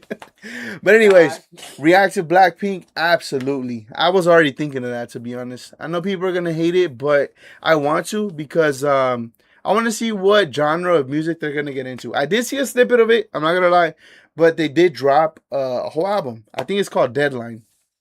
So that's pretty dope. Shout outs to them. And we did see that they were gonna drop before BTS. So hopefully they do well, though. I'm not gonna disrespect and say, I hope you do bad. No. I'm sure they will. Yeah. They have their people. Oh, and shout outs to them because they actually got 100 million subscribers on YouTube. You know what I'm saying? 100 million subscribers on YouTube is big. Wow. Yeah. Come on, for a music artist? Yeah. I would have to do my research, but I don't know if Yeah. We'll see. Yeah. 100 mil. 100 mil. That's crazy. That's an amazing accomplishment. Okay, what is Rena saying? Hold on. Blackpink new music video is not for our culture. It's for kids? Wait, what do you mean? It's not for our culture, for kids. Oh, so it's not for kids? Yeah, I don't think it's for kids. Oh, okay, we gotta see it then. Well, which is why I was gonna get to that. Like, we check out the videos first, yeah, and then we'll look for cartoonish videos. Mm-hmm. Yeah. Yeah, I gotta definitely see. We'll react to it and see, and we'll talk about the horribleness of that one. I just posted a few pics on Joshua Tree on you. Oh, for sure. We'll definitely check them out. Yes. Everybody go see where Adolfo went. Let's go see. I'm gonna go see. Oh, you're gonna go see right now? Yeah, for sure. Hell yeah. But shout outs to you guys, man. You guys are amazing. Thank you guys. You guys, like I told you guys on that post, man, I've been posting a lot and I had to give you guys a break because I've been so in love with making content. I've been so in love with just putting things out there that I could really be dropping like 5 videos a day. Oh, that's cool. Oh, you know what? Let's show it. Let's show people. Let's show it. Let's see what Adolfo, what he experienced. Let's see. All right, here we go. Let's see where Adolfo went. He went to. Oh, that's cool. So he got some heart-shaped rocks right here. Yeah. That's dope. Oh, what? That's dope, low key. Yeah. Our daughter will love this rock. That's a beautiful rock. Hey, throwing up the heart. That's the boy right there. Hell yeah. I like that. Oh, that's dope. What the heck? That's kind of scary, though. I can't get bigger. It becomes a portal at 3 in the morning. At 3 in the morning. Conspiracy theories. Let's get there. No. Let's go live on Kick and talk about this stuff where we can. Look at him enjoying the vibes out there. Hell yeah. Oh, dang. That's dope. Beautiful. Beautiful. That's what life is about right there. That's what life is about. You need to be out there. You need to be exploring the world. You got to definitely, enjoy life. We only have one life. Think about it. We're alive a little bit of time and we're dead the rest of our lives. Remember that when you're trying not to do something. Just do it. Go have fun. Do it. And that's one of the stuff that we were doing for a while. Remember? Yeah. We were like, you know what? Let's do this. Let's go out. Let's go explore this side. Because we're in LA and there's some places that we never been to. Well, I've never been to. Yeah. And you took me to some of those places that I never been to, which was Little Tokyo, even Chinatown. As crazy as that sounds for anybody that's from LA, I never been there. Yeah. And even us talking to my mom earlier, when I told her what we've done, she's like, I never been there. And she's been living here for a long time too. Right. It's crazy. Yeah. It's like we're so focused on working. We're so focused on just trying to, maintain and just live. We don't even live. Yeah, like I tell you, you gotta break your routine. Yeah, that's important. Yeah, it's like make time for you. You're important too. Buy yourself something. Do something. That's why I got this one right here. That's why I got that one right there. Yeah. I had to get it right there. And see how happy he is. I love this hat. Yeah. It's one of my favorites, actually. I have a few favorites now. I'm not gonna lie. Yeah, you do. I have a few favorites. Some of them I don't really like. But anyways, it doesn't matter. But yeah, so enjoy life. Live. You guys know, man, here I go. I was about to get in a tangent once again. When I do videos without you, sometimes I'm recording a video. And sometimes they're so long because I really start talking about one thing and then I go off into a tangent. And then I start talking about other stuff. Yeah. And then it just goes on and on and on. And I'm like, okay, let's get back to the video. We become each other. Yeah. You used to not be like that. Remember you used to hate that? No, never. I always loved it. Oh my God. You be like, wait. Get back to what you were saying. Well, no, that's different. That's different because that is a serious conversation. This... It's a serious conversation. It is a serious conversation. You're right. That's funny though. I love it. Kat said that's what matters. That's that people enjoy and become a better person. And that right there, it is facts. That's right, Kat. Facts. If you guys don't hear it from us, hear it from the beautiful people on this chat. Yes. For real. All right. Definitely, yes. All right. We're going to get into what we're going to get into now. I know. We're already an hour and a half into the live stream and we haven't even done what we said we were going to do. Because we've just been having a good conversation. Let me see. Actually, before we get into it, sorry about all that noise. Let me get into it. US is huge. I'm not surprised if there's a place you haven't visited. Even my small country, many beautiful places I still haven't visited. Yeah, and that's true. And that's honestly, that has to do a lot with, just as you become a grown up, then you have so much stuff that you got to take care of. What's the word for it? I can't even find the word for it. Responsibilities. Yeah, there's so much responsibilities now that you really don't have the time, but you got to make a little bit of time. At least do something. Yourself. Yeah, at least do something because it does help your mental and it helps you, even for us, like if we were to do something, then we can have that story to even talk about it, and just make it interesting for you guys. And so you guys are not bored and stuff, because I know you guys get bored. We're not bored. I'm just kidding. You guys don't. Yeah. I'm not boring. I'm not either. I'm not bored. I played a sound for you. I went like this because you are. Whoa. That is crazy. I live 40 minutes from Wills Tower, Sears Tower, and I've lived in Chicago suburbs my whole life. Take for granted what's around. Yeah. Damn. So you never been? That's crazy. No, but he's saying that he's never been, and he took that for granted. No, I know. But it's fire that he lives, like living there. But that's how it is out here. No, yeah. Because wow, dude. Yeah. A lot of places we were just talking about Catalina Island. Yeah, never been. It's down the street, basically. Not, you know. Yeah, but I saw it in Step Brothers. That's about it. It's like that. We lived here our whole life and never been. Yeah, life is crazy, and that's what I'm saying. Like, there's so much stuff we could talk about, but it's like that's the whole Oh. that's the stuff that they try to keep making us think that you need to continuously be in the rat race and just in a cycle and just pretty much continue to work until you die, pretty much. And it's Yeah. like you don't even get to enjoy the fruits of your labor, none of that. So that's the type of change that we got to do. We really have to be happy. We have to make sure that we prioritize ourselves and stuff like that. You know, it's important. Yeah. You know, we don't want to do the what ifs. We want to actually live it. You know what I'm saying? Definitely. Like me living in Rome for almost 20 years, says Gracious, and yet I haven't visited all the tourist spots here because every part in Rome is historical. Wow. I've seen pictures, Yeah. and that is true because Rome has a very, very big history to it. Yeah, and your You little know? walks, take a picture and put it up in the community post. Yes, I you would know, like to see that. that's a good idea. Yeah. eFam. I know this is gonna be my great idea, right?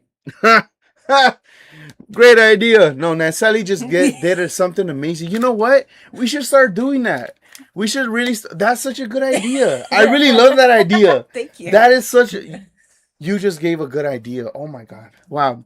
I would love if you guys would participate because we all live literally in different parts of the world. Why not share it with the community? Post it on the YouTube channel so we can all see it. Ah, baby. That was amazing. Even if it's That's like, amazing. you know, just do it. Just take a picture. I'll do it too. Yeah. Tomorrow we're going to head to the beach and I'll take a picture of our view. Yeah. I'll do a little video Mm-hmm. from like the we can still post a video on YouTube too. Yeah, we'll do that. Yeah. Let's do it. Let's do it. That would be dope. So you guys can see. Let's see what's out there, man. Even if it's through a photo, what someone is living through. I want to see what you guys are living through. How's it looking for you guys, you know? Yeah. Because, like, okay, not to take it to a negative place, but you guys know there's a lot of stuff going on in the world as we speak. You never know what could happen. I mean, we have a war going on right now, and even places as beautiful as Dubai, there's things that are getting destroyed as we speak. So it's like, these are things that are probably not ever going to be rebuilt. So why not take a picture of that and just, you know, live it through a memory or something, you know, because you never know. Appreciate what you have. She's amazing assistance. That's what I've been saying. Nanselly is eFam. I'm telling you. It's such a beautiful thing. Yay, Gracious. Cool. She'll post them. Let's go. I'm so near the center. Oh wow. Don't go out of your way. Just like your view, walking to the store. Yeah, you don't have to do it like, okay, to like, you know, or like a historical part. No, just like you. Yeah. Even if it's a beautiful sunset, because in LA we get some beautiful sunsets we should really take pictures of. Yeah. Sometimes the sky is even pink. Yeah. You know, and it's just a we purple. don't really have stars here, but yeah, there's too much light. But too much light. Yeah. Do that. Everyone do that. Let's do it. That's gonna be a cool thing to do. All right. That'd be fun. All right. So now, this is a video that we're gonna get into because it's a very controversial thing that's been going on. We did a video about it, defending him, and I also wanted to see this video from Hi Boy. This one is titled "Jungkook's live stream backlash: What actually happened in Korea." So obviously, I had a lot of opinions when I made that video, and I was defending him even against the Korean people, not knowing, you know, the different cultures and stuff, even though I do know, but I was just oblivious to it because as a human, I just felt like it was kind of BS, but we're going to get to see, you know what I'm saying? But yes, we'll do that in the community post. But, all right, let's get into this video real quick. It's going to be kind of like a movie thing, you know what I'm saying? So if I move from camera to camera, you know what I'm saying, we'll go ahead and get that done. So let's get it.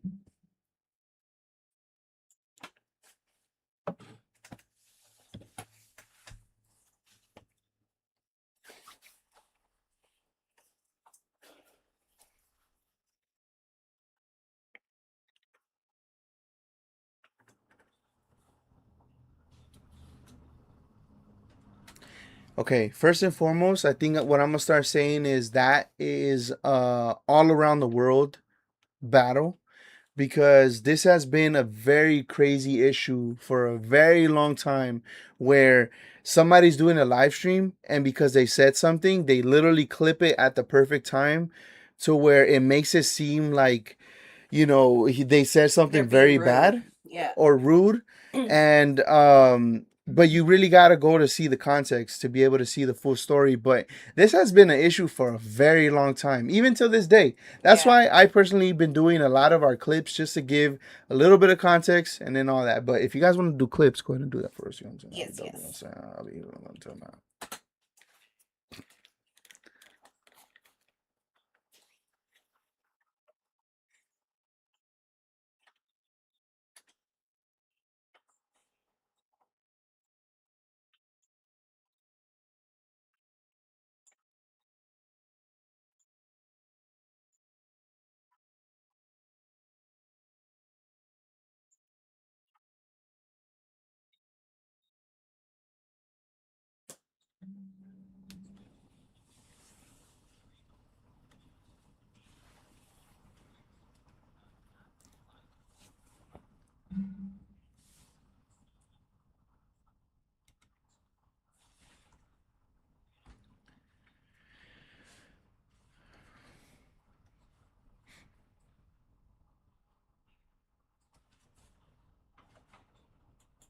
But you can't hear it?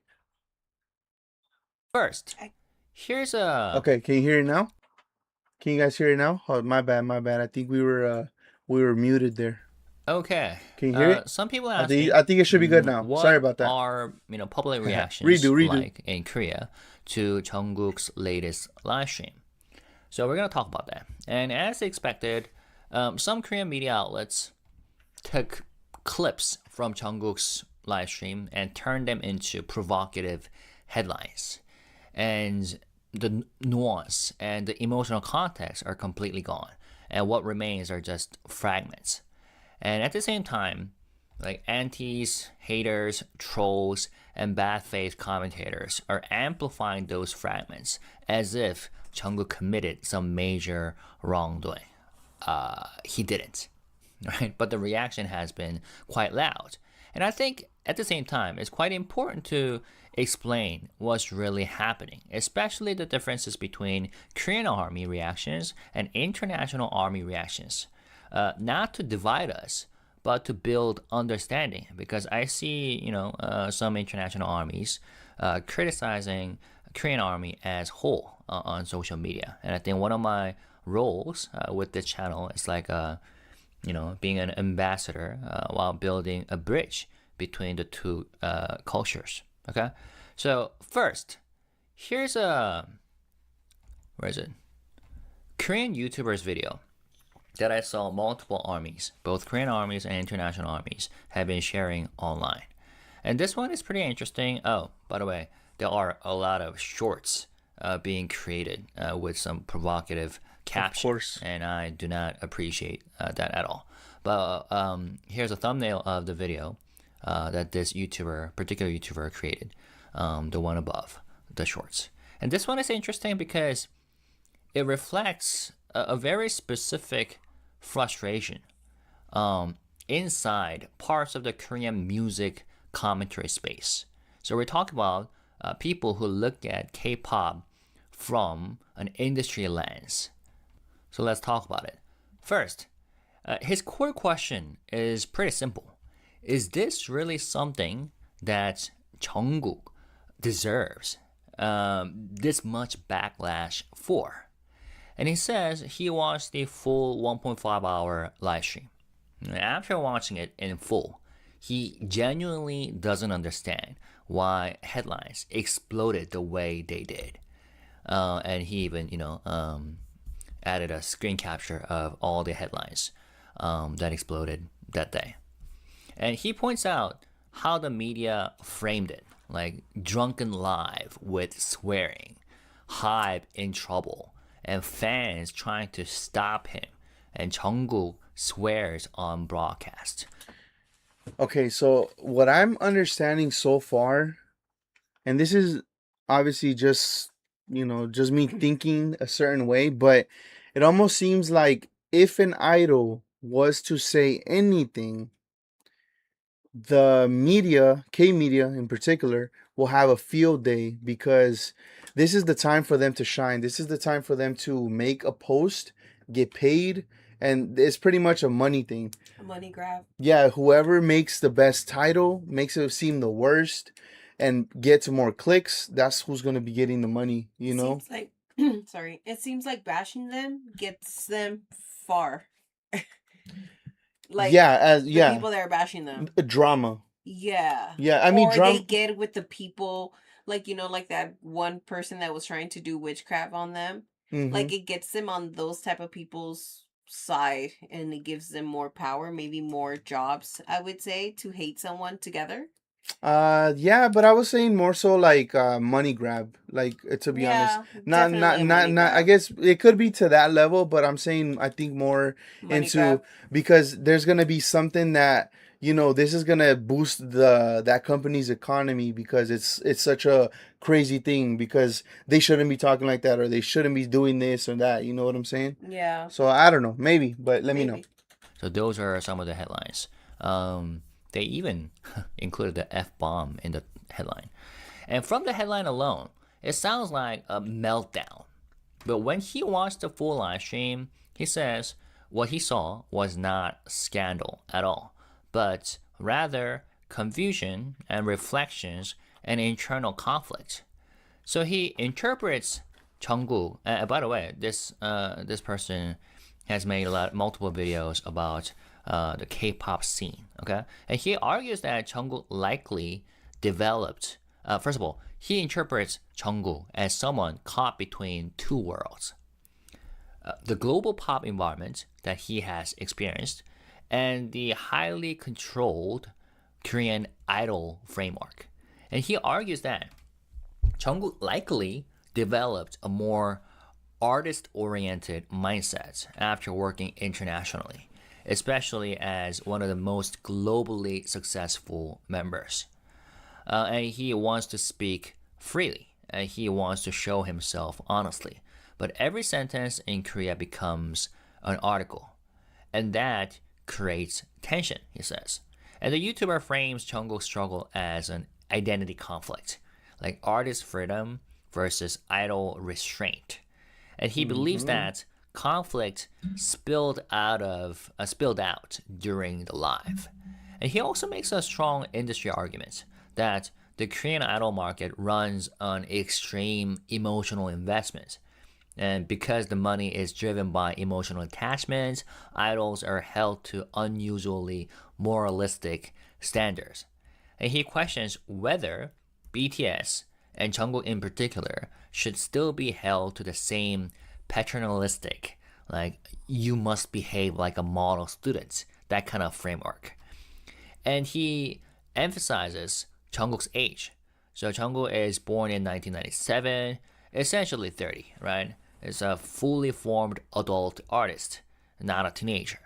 And he minimizes the swearing issue, saying Jungkook casually said, like, hey, you bastard, like, 새끼, to a friend. And in Korean context, among close male friends, that is informal slang. So, in a sense, it's saying because I guess because they were in such a homey environment, in a very, chill moment. It's like when you're talking to one of your friends, you're just like, hey, or you could be like, oh, you're stupid, or Yeah. or even cuss at each other, because that's how Right. some people speak. But Right. in this sense, it's like it doesn't, like, I don't know, like I feel like that's such a harsh thing that you can't Yeah. even say certain things, even if it's literally his blood brother there That's and his crazy. friend. Like, he can't be himself, Yeah. because it will be taken out of context. But then that kind of gives you that perspective of like, okay, but let's say he didn't go live, let's say that's the alternative, because he wasn't okay in a sense to go live. It wouldn't really make sense. Yeah. Oh, go ahead, it's okay. Is he knocking? Yeah, he was knocking. So it really wouldn't make sense, like I said, in a sense, because I don't understand how you can't be human when, and this is, I guess, my argument once again when it comes to, an idol, compared to, a US artist, because I still don't understand how you cannot be a human. You're not allowed to do anything. You're not even allowed to cuss. You can't do any type of vices. You can't even be walking around with a girlfriend. You cannot do anything, because then you're deemed as someone that is not behaving like an idol. You know what I'm saying? So it's pretty interesting in the fact that I don't understand. And I probably will never understand, because I don't come from this culture where you put up, an artist so high up above that you want to see them very perfect, and they cannot change that. They cannot, ever do anything wrong, because at the end of the day, they need to continue to stay in that, in that pedestal. Like, I'm never going to understand that. Maybe I'm wrong, but I don't understand that, because like I said, in the West, it's very different. We have artists that, have obviously done drugs, they smoke, they go to strip clubs, they drink. Some of them got DUIs. So there's different things that happen that are socially okay, that I guess I personally grew up on. And it's kind of like, okay, well, anyways, when are you dropping the next song? Because we're just so oblivious to all the stuff that happened already, that we don't really, put anybody in such a high pedestal where it's like, if you're not perfect, we're not gonna listen to you, and we're gonna, you know what I'm saying? We don't do that, and I'm sure you guys agree. If you guys know the West, you guys know there's plenty of people that got, DUIs, they drink, they smoke, they do whatever. Their music is still being played on the radio. No one talks bad about them, and it's actually even more encouraged, because you have people, let's say, smoking on their videos, sipping lean, doing different things. It's like you don't get to see, what they go through, because it's such a different thing. You know, I hope he doesn't regret opening up. I'm glad he doesn't care anymore. He deserves so much better than and he is only human, and that is facts, and that is exactly what I'm gonna stand on, and that's exactly what I said on that video too. He is a human being at the end of the day, and if he's gonna stand on that, and he's not gonna, and he wants to be himself, I think we should let him be himself, because at the end of the day, like I said in that video as well, if he doesn't express himself even to the people that he loves, which is Army, who's going to hear him out?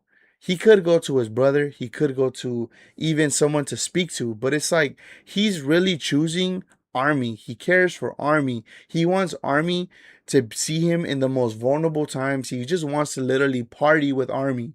What's wrong with that? You know what I'm saying? So I hope he doesn't regret it either. I hope he continues to, not thrive in this one. public profanity directed at. Oh, cool. I just started it, so it's cool. I almost went without you. That was okay. And in Korean context, among close male friends, that is informal slang. Not public profanity directed at like fans.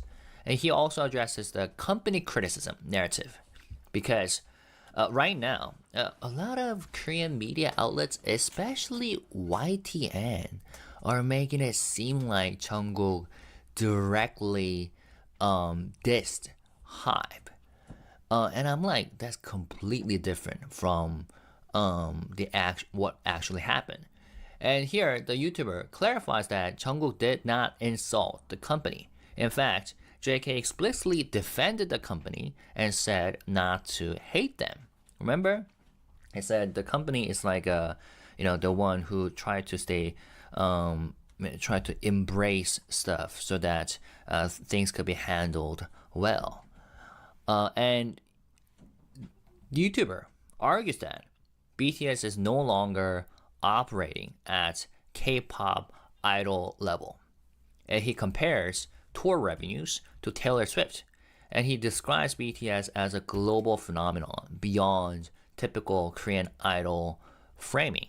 So from his perspective, the standard that is applied to Jungkook feels very disproportionate, like judging a world-class artist with the moral lens applied to rookie idols. Then he goes further. He suggests that Korean media thrives on outrage, and Jungkook, Yeah, we just said that. and BTS generate clicks, and criticism snowballs because negativity attracts traffic. And he also critiques parts of Korean internet culture, saying there's underlying prejudice, like people who have tattoos, people who smoked. So that's another thing that I saw in the comments a lot, where people were kind of comparing this moment when he did this live stream to when he came out and showed that he had a tattoo, because that was such a bad thing in their eyes. Yeah. And it's like, and like I just said, when you were in here, I was like, for us, we'll never understand that, because even with the tattoo situation, it's like, if you compare an idol to an artist from the US, it's like, look at Wiz Khalifa, look at Lil Wayne, even Justin Bieber, anybody, they're blasted. Yes. They're fully tatted down. Yes. So it's like, we don't care about that. So that's them. We just care about their music, Yeah. But So I guess it's the image. Yeah, They care like about the image. they need to be perfect. perfect in a sense. Yeah. Oof. And he It's implies that some backlash isn't about the live stream at all, but about pre-existing bias. And then at the end, he even criticizes Hybe slightly, wondering why the company doesn't protect Jungkook more aggressively from sensational framing. Although, with that point, I'm like, okay, so what should Hybe do? Telling all the journalists to stop writing articles and, I don't know, do some, like, I don't know, media lobbying, or telling the journalists that they're gonna sue them. I don't know. I think in that case, the thing that they can do is literally either do a little statement, or even on their Twitter or X, write, "We stand with JK." Simple as that. Yeah. It's like, as long as the company is writing somewhere that they stand with their artists, that's literally all that we need to hear. Yeah, it's You know? support. That's it. There it doesn't need to get to the core, because media is gonna do what media does, and as we've been telling you guys, negativity is always gonna be what attracts the most audience. When you're doing something in a positive manner, that's what takes longer to build. So it's the same thing as this. It's like, they're not gonna take anything of the positive stuff that he talked about. Like, I have not seen any headlines. Not one headline have I seen when he mentioned, "We just finished filming a music video." I said it in my video. I said, "Did you guys hear that? They just finished the music video, guys. When are we going to see it?" I got excited for it. Other people, they're just looking for the negative stuff in order to get those clicks and get paid. Yeah. You know what I'm saying? So that's the big difference right there. Yeah, drama literally wins. Yeah. He didn't provide a suggestion though. So Whoa. I had to stop the video because I just saw something. What? Duran said, well, tattoos were illegal until 2025. 2025. Only medical doctors could legally do it until then. Wow, that's crazy. See, that's something new. Culture out there is different. The culture is really, really different. I am so... That's crazy. That's crazy. Let's get back into the video. Well, active tattoo. That's crazy. That's crazy. That's crazy. I never knew that. That's you see? I just learned something new, and that is absolutely insanity to me. What? Yeah. It's like, show off your tattoos. I was kidding. You're like, no, I'm cold. I'm curious as to what Hybe should have done, especially yesterday, in order to protect Jungkook, as he suggests. But overall, the YouTuber's position is, first of all, Jungkook didn't do anything severe. And second of all, the reaction is super inflated. So there are many points that I do agree with, but at the same time, I feel like if we were to apply his logic, then maybe one can say a K-pop idol should become as successful as BTS, like a globally renowned, in order to be exempt from these backlash that's happening in Korea. But I disagree with that. I think there's something fundamentally wrong with these reactions that are happening in Korea. Now, speaking of which, let's talk about reactions more. Because last night, I actually made a separate video in Korean, specifically for Korean Army, because I have been seeing a lot of division between Korean Army and International Army, due to this specific incident, especially. And in this video, I talked about a few key things. First, I asked a very simple question: who decides what counts as a controversy or scandal or backlash? In Korean, the word is 논란, literally meaning controversy. Because I keep seeing the word, 논란 and like scandal or controversy being thrown around, like this was some kind of major incident. So I asked, if you were watching the live stream in real time, or if you watched it somewhere else, even after it was taken down, did you personally think Jungkook did something truly wrong? Or were you worried because you thought other people would react badly, or other media outlets would react badly? Because sometimes in Korea, we do not panic because something is objectively terrible. People panic because they expect society to panic. And Korea is often described as a country where people are very sensitive to public perception. Like, people often check comments before forming their own opinions. Okay, this could be kind of sounding like generalization. Yeah. But okay, let me say lots of Korean people, okay? Because I don't like generalization. So lots of people often check comments before forming their own opinions. And you can literally see comments that say, I check comments first before watching these videos, something like that. And Damn. they care deeply about. And that's bad. Yeah.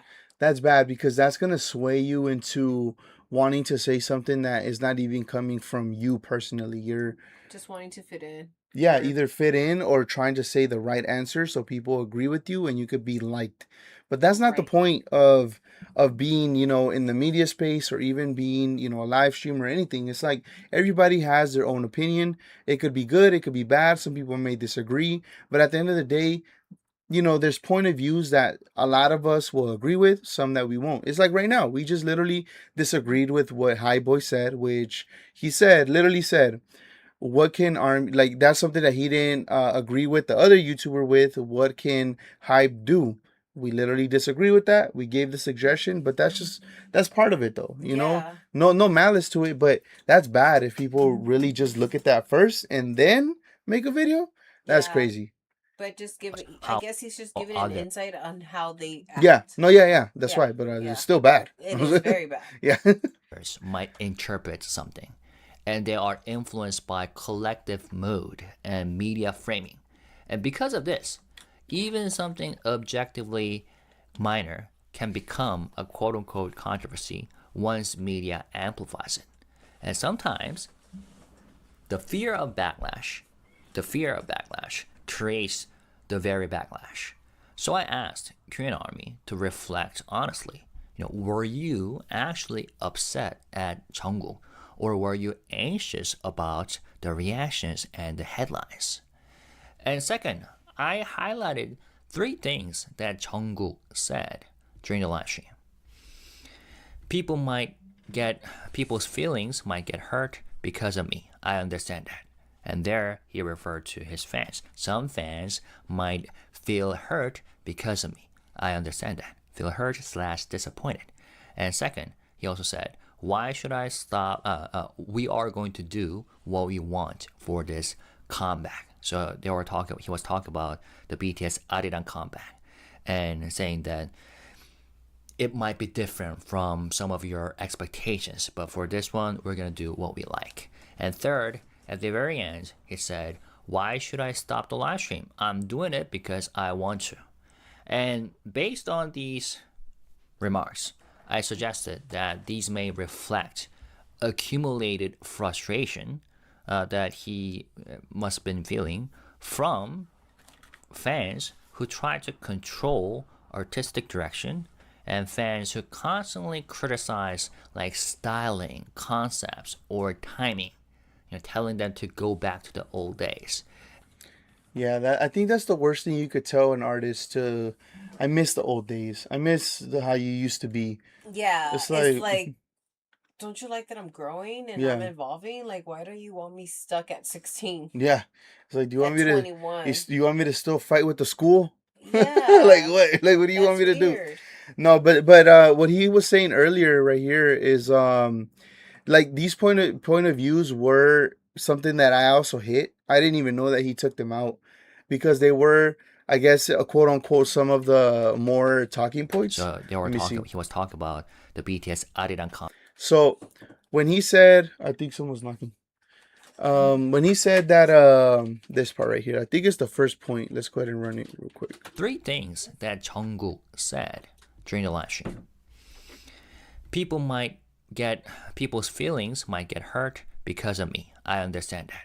And that part, the people might get hurt because of me. I did mention that because I think, in my opinion, he was directing that towards the army that almost seemed like they were trying to tell him what he can and can't say during that live stream. Because as we saw at one point, someone even said in the live stream, "Hey, you should end your live stream. You should go to sleep." And he even said like, "Don't tell me what to do," or something like that.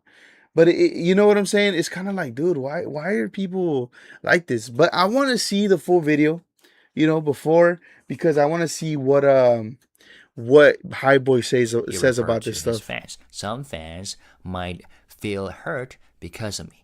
I understand that. Feel hurt / disappointed. And second, he also said, why should I stop? We are going to do what we want for this comeback. So he was talking about the BTS Ariran comeback and saying that it might be different from some of your expectations, but for this one, we're going to do what we like. And third, at the very end, he said, why should I stop the live stream? I'm doing it because I want to. And based on these remarks, I suggested that these may reflect accumulated frustration that he must have been feeling from fans who try to control artistic direction and fans who constantly criticize like styling, concepts, or timing, telling them to go back to the old days, and comments telling him what he should or should not do. And I believe that these negative online comments may have been building pressure over time. Like I saw some of the international comments wondering, it seems like Jungkook had something that he wanted to tell us, but he couldn't. I don't think there was a specific thing that he wanted to convey, like a major, I don't know, incident. It's just that he wanted to convey these feelings, but unfortunately had hard time articulating it. And that's true, because he did say, even in that video, he was talking about how he's not a good speaker. He's not like RM, is what he said. That he was having a hard time trying to express himself in that moment. So I agree with that. But like I said, I felt like there was something that he wanted to get off his chest, which he did end up saying eventually. And he said himself that he just wanted to be honest. He wanted to, even if it's something bad that he did, he wanted to make sure that he told Army, and which is cool because you get to see somebody that is, somebody as big as JK that, went through something and he was able to quit it, which is the smoking part. Because he said that he was a heavy smoker, but because of singing and everything that he quit. And but that was it. It's like, I don't see what's wrong with that. If anything, you would applaud someone like that, because you show commitment to singing, to what you love to do. Exactly. So that's like, wow, that's something, even like, I know something new about you, and that's amazing that you were able to accomplish that. So but instead of that, they bash him. And that's the sad part.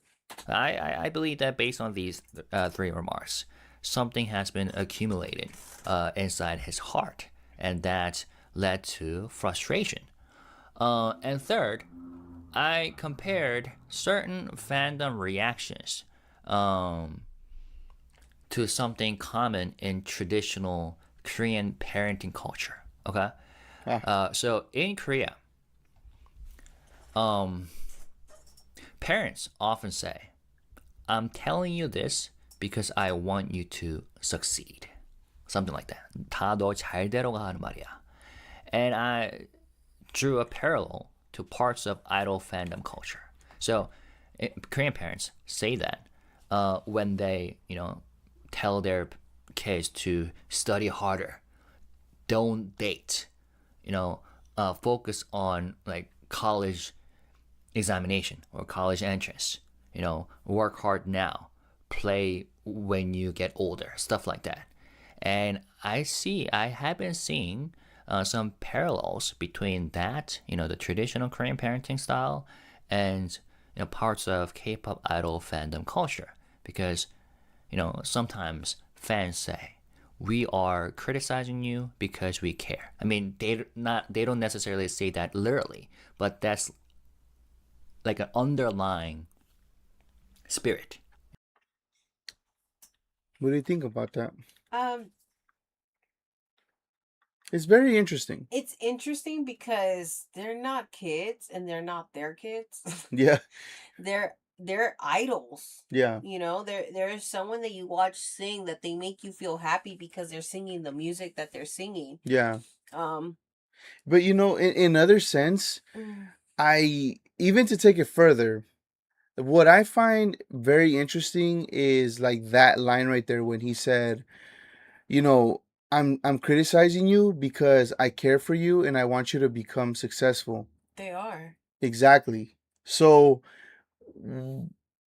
in other sense, what exactly are you gonna make me become successful at? Because I am BTS. Like, what are you talking about? Like yeah, you want me. Yeah, like I am the person that you are looking up to. Your army, because we created army that you're part of. If But there was no BTS, there would be no army. So I don't think anybody, and I'm gonna keep it real with you guys. I don't think anybody is in a position to tell artist, a company, anything to do with what I think is better for you. Because in all actuality, as much as your heart wants to tell them that you care for them, you really don't know what's best for them. Let's keep it real here. They are in the position that they're in because they did what they needed to do on their own with the help of their company, their brothers, and that's how they made it to become the idols that they are now. With nobody's help. Let's keep it G here. I'm not gonna sit here and pretend like I'm gonna be like, oh, well, these people do care. Like, I understand you could care, but you're not gonna judge someone and be like, yeah, do this and do this and I do this because from my heart I care. yeah, That's kind of like crazy. Like, yeah, you could just give them advice. You know what? We love you and we would love for you to maybe not get tattoos, but you know what? We support you either way. That would be a different thing. yeah. It's like But it's like everybody's different, and we know this. Like, if you're a parent, your child's gonna be different. This is and that. These guys are all going to be different. Some of them are going to want to express themselves with tattoos. Some of them are not. Some of them are going to piercings, and it seems like JK, obviously, it fits that because he's the one that's pierced the most. He's the one that has the tattoos, and he shows so much love to Army that he tattooed Army on his fingers. So it's like, I don't understand how someone could try. It's like me going up to a billionaire. Let me go up to somebody, Jeff Bezos. Let me tell you how you could make Amazon better. But this is coming from my heart, though. But because I care. Because I care. So what you can do is stick with one lady. Don't get married to this one because I care. Don't do that. It makes you look bad. You're going around showing everyone that you can get any girl you want because you're a billionaire. But this is because I care, though. But don't do that. But I can make you more money with Amazon. You think he's gonna give a fuck? He don't give a fuck what I gotta say. He's a billionaire. Yeah. He made it to where he's at because he knew what he was doing. He doesn't care about my But the suggestion. thing is, the culture is different, and they don't have those thoughts. They Yeah. cannot not care. They feel bad. They feel sad.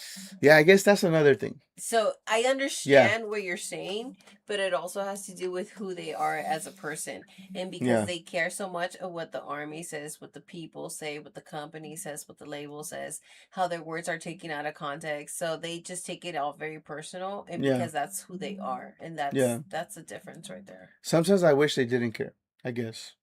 Yeah, but then there wouldn't be an army. They would be an army. The army, because not all, this is what you gotta understand. Not all army is like this. Okay, but they have it because they care, because they're different from different artists. If they didn't care like other artists, do other artists have that? Nope, because they don't care. Because they're doing what is best for them, but they are not living for themselves. They're living for others. For the others, and that's why they have so much.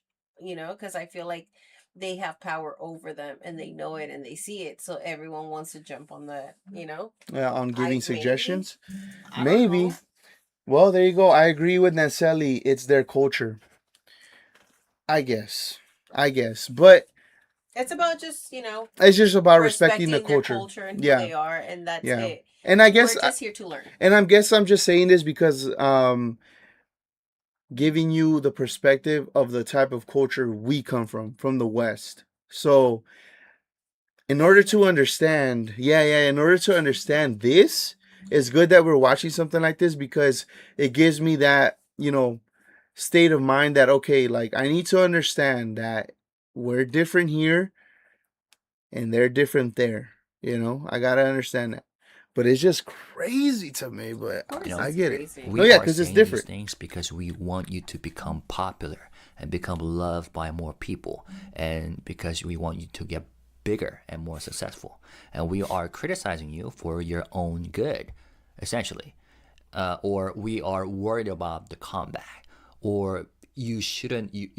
Well, that one I agree with. We're worried about the comeback because now, I guess you could say, in a sense, if he does something like this, the negative feedback could, be what is being talked about instead of the actual comeback, Yeah. So that is something, but the other ones aren't.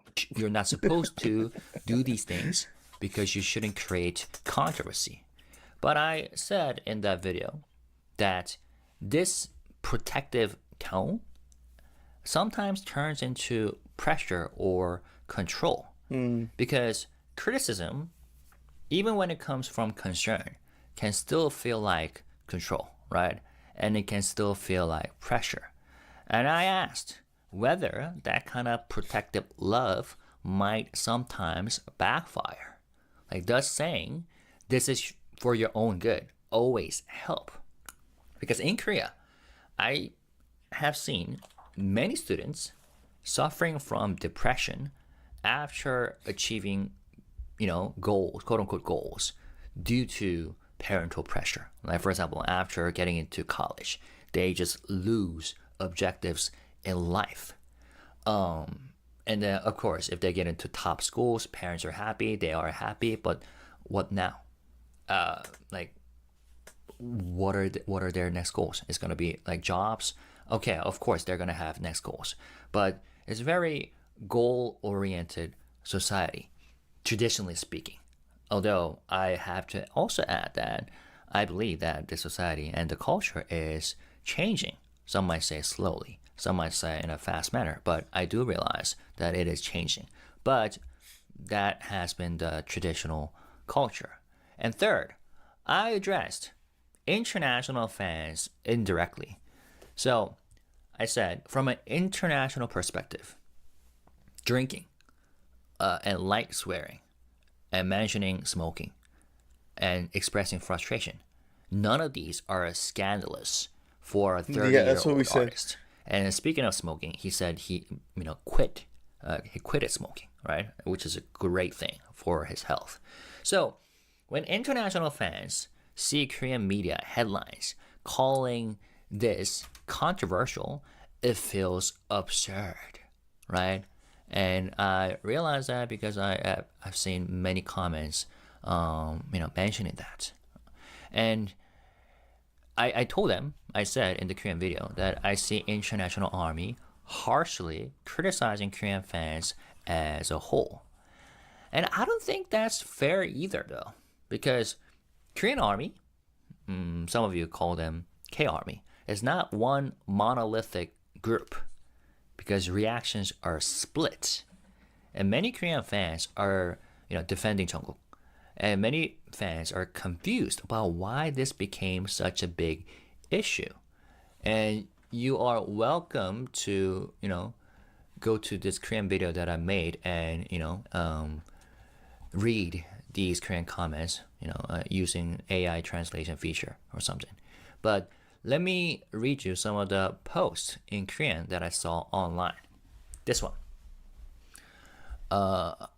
Is it this one? Sorry.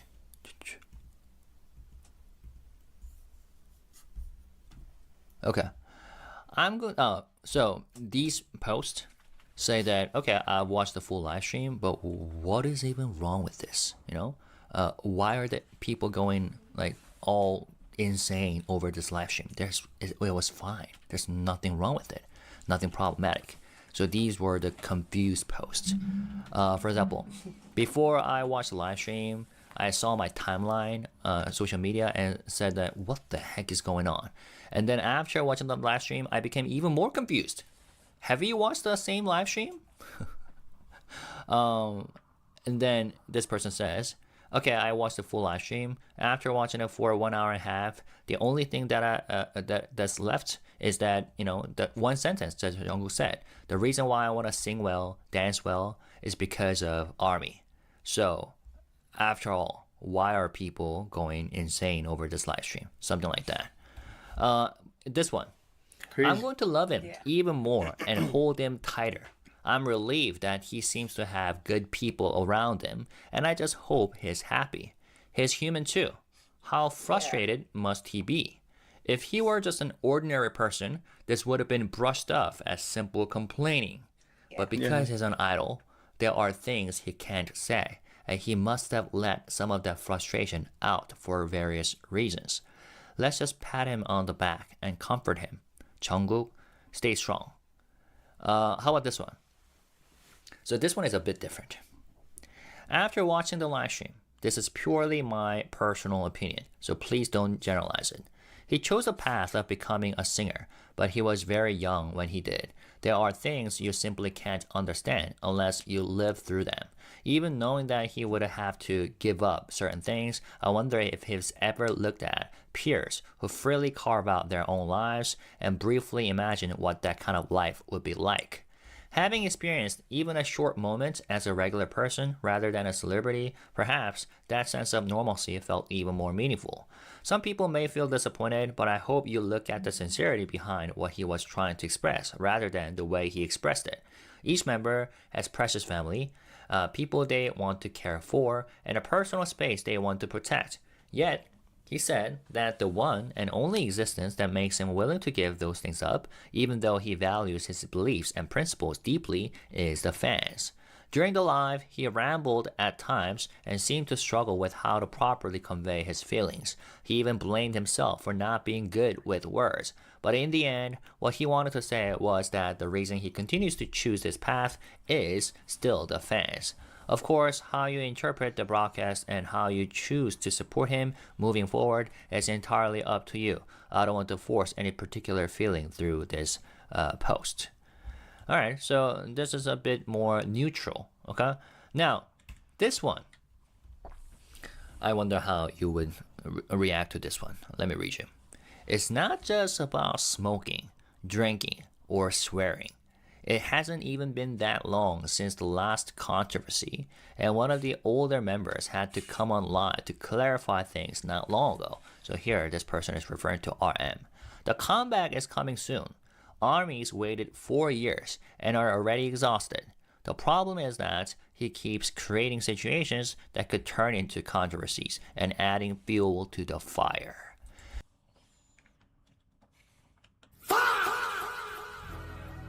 Why?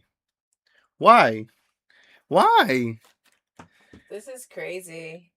They're just bashing and bashing and bashing. Well, some of them were, defending. Good. Yeah, But but this one right here in particular is pretty interesting. Um, I still don't. I mean, I get it. It's different culture, but even with me being open minded, I am open minded right now. I'm being open minded, but logically speaking, how does this even make sense? yeah. Because it's the same thing like they mentioned the RM situation. All he said in the RM video was there was times that we thought of this banding, which he has said before, plenty of well, I guess in a concert before, but and that was a controversy that was going crazy. Yeah. You know what I'm saying? So Yeah. and then this is like, oh, we're so exhausted. It's like, then don't read it, but that's just me though. So That's hilarious. this kind of captures And Rina did say it best. Just focus on the coming of Arirang, and that is facts. Yeah. Really, that's really all it is. It's like if you don't want to see it, just don't see it. It's okay. Like That's no true. no one is forcing you to watch the live streams. No one is forcing you to, take that extra step to see them as who they are. If you're gonna get upset for seeing them as humans, then that's just not the content for you. Just wait for the music, and that's it. Just be a fan of the music. Don't be a fan of their personal selves, I guess, in a sense. Makes sense. a big segment of those quote unquote fans who are complaining online after Jungkook's live stream. Okay, and let me talk about this more after reading this one. Oh God. This one says, and this one has been shared to an extent on social media. Jungkook, honestly, I debated whether I should even write this. I don't expect this post to reach you. All right, frustration alert. Reading this and hearing this might make you feel frustrated, so hold on tight. Uh-oh. I don't expect this post to reach you, but I've liked you for a long time, and I didn't want to be the kind of a fan who just lets it slide. And wait, I gotta play that again. Hold up. What? Let what slide? What are you talking about? You see what I'm saying? That is extreme. What are you talking about right now? Speechless. Remember what I said earlier about the traditional parenting style in That's Korea? true. Okay, while I read this. Let's see. Lately, I've honestly been disappointed in you. The things you said during the live, the way your emotions showed through, moments that felt like you were annoyed by fans. But this one I completely disagree. When did Jungkook seem like he was annoyed by fans? Oh, at the end when some of the quote unquote fans told him to And the shut live up the stream. live stream and go to bed. Okay, all right. That's understandable. I mean, you're having a good time. See, so the whole thing was that, okay, just to give you context, he was on for like an hour and almost an hour and a half. And at the end, because he was taking shots, he was talking like he even, flicked off his friend and just having fun and stuff like that. He was being himself. Yeah. Someone, I guess in the comment or in the chat that he read said, turn off the live stream and go to bed. And he was like, turn off the live stream. And then I think he said something along the lines of, I'm going to do what I want. And it's just like, and that right there, I guess, is what, they're referring to. Okay, as being rude to the fans. Yeah, it's like, I would have been rude too. I was like, man, if you want to watch, get out of here. Like, bye. I'm having a great time. I'm showing you the vulnerability. You're literally hanging around family time right now. I'm hanging out with my brother. Yeah, something that you don't see. Yeah, like we're singing. And they're doing karaoke the whole time, having fun. Of course. So it was just people should be grateful and be like, oh, cool. He's like able to show that side of him. And we accept that with open arms. Nope, yeah. They don't. Yeah, crazy. Fair. Let's keep reading. You could call it honesty, but I believe honesty and carelessness are different. You're not someone who moves alone anymore. You move carrying the team's name. And in 3 weeks, there's a full group combat after 4 years. You must know that every action right now affects the entire team's atmosphere and evaluation. It's good that you feel comfortable with us, but treating us too casually is another issue. Fans aren't friends or random passerby. We are part of the time you have built. We are among the people who made you who you are today. Swearing, drinking, smoking, saying you don't even know your own feelings, that might be your authentic self. But choosing when and how to show that is a professional decision. I don't expect you to be perfect. That's impossible and unnecessary. But I hope you don't forget how important this moment is, where you stand, and how one action could burden your members. Kind of sounds like a parent, right? I know the dating rumors and personal attacks must have been hard, but isn't becoming stronger in moments like this part of your role now? I want you to go further. I don't want you to see you holding yourself back. Yes, I'm Mom. writing this because I care Right? and still have expectations. Please be a little more careful and more professional. Don't forget that your current career stands on trust. Huh? Well, it kind of sounds like a principal of a school. So, For real? both of these posts that I just read you operate on a key assumption that this is already a controversy. Is Like this what AI? Jungkook said and did Right? is already a controversy. But my question is, who defined it as controversy though? Like, is it objectively scandalous? Or did it become, quote unquote, a problem because media headlines framed it that way? I really wanted to ask that to these people who wrote these posts. Half and half. Yeah, it could be half and half. But I think the way that media is set, and if you believe media, then that's what is gonna be stuck with you. You know, media has a lot of power in a lot of places, and people that are oblivious to the truth. And some people just see things for what they are in clips or in the media, but they don't get to go and see the full context of it to really understand it. And maybe they did, But then they're dumb. Yeah, Because it's like, how do you, especially, see, and this is what trips me out. This is another thing that trips me out. Somebody that does not know Korean, me, right here, was able to see a video of Jungkook speaking Korean, expressing himself in Korean, getting little snippets from the English translations from YouTube, and even I was able to understand with the body language and everything what he was talking about, and the aggression that they're talking about was not even there. No, not Like, at all. this really felt like a homie moment. It felt like it was a good time. So it is so crazy to see this, for real, for real. And yes, I asked that question during this Korean video. Like when someone says he keeps creating situations that could turn into controversies, that reveals something interesting, because it suggests the issue is not necessarily the behavior itself, but the anticipation of public reaction. Especially given the fact that Hive is known for being attacked from left and right when it comes to the Korean media, right? Yeah. So these fans, and let's not call them fake fans, okay? I mean, these fans do support Fake BTS, fans.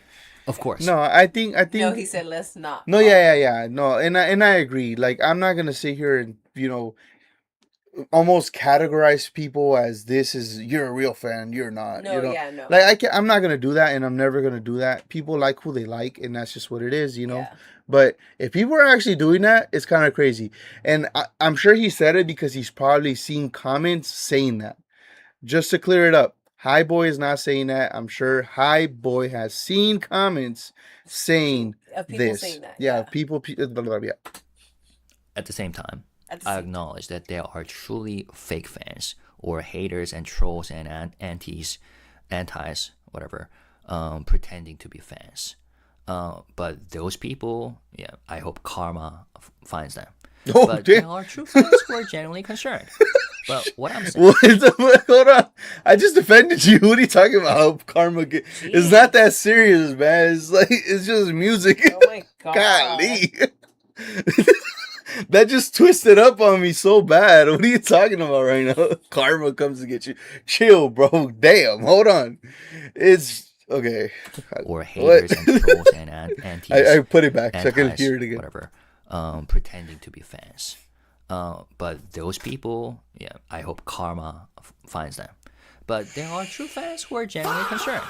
But what I'm saying is that these people are worried because of how the media headlines might attack Jungkook and drag hype. You know what I'm saying?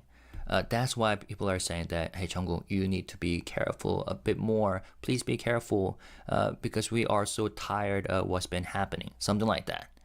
And that is, I think, precisely the cultural dynamic that I questioned in my Korean video. Like, is Jungkook being judged for what he did or for what people fear others might say? I think there is a difference. Both. Yeah. I think it's both.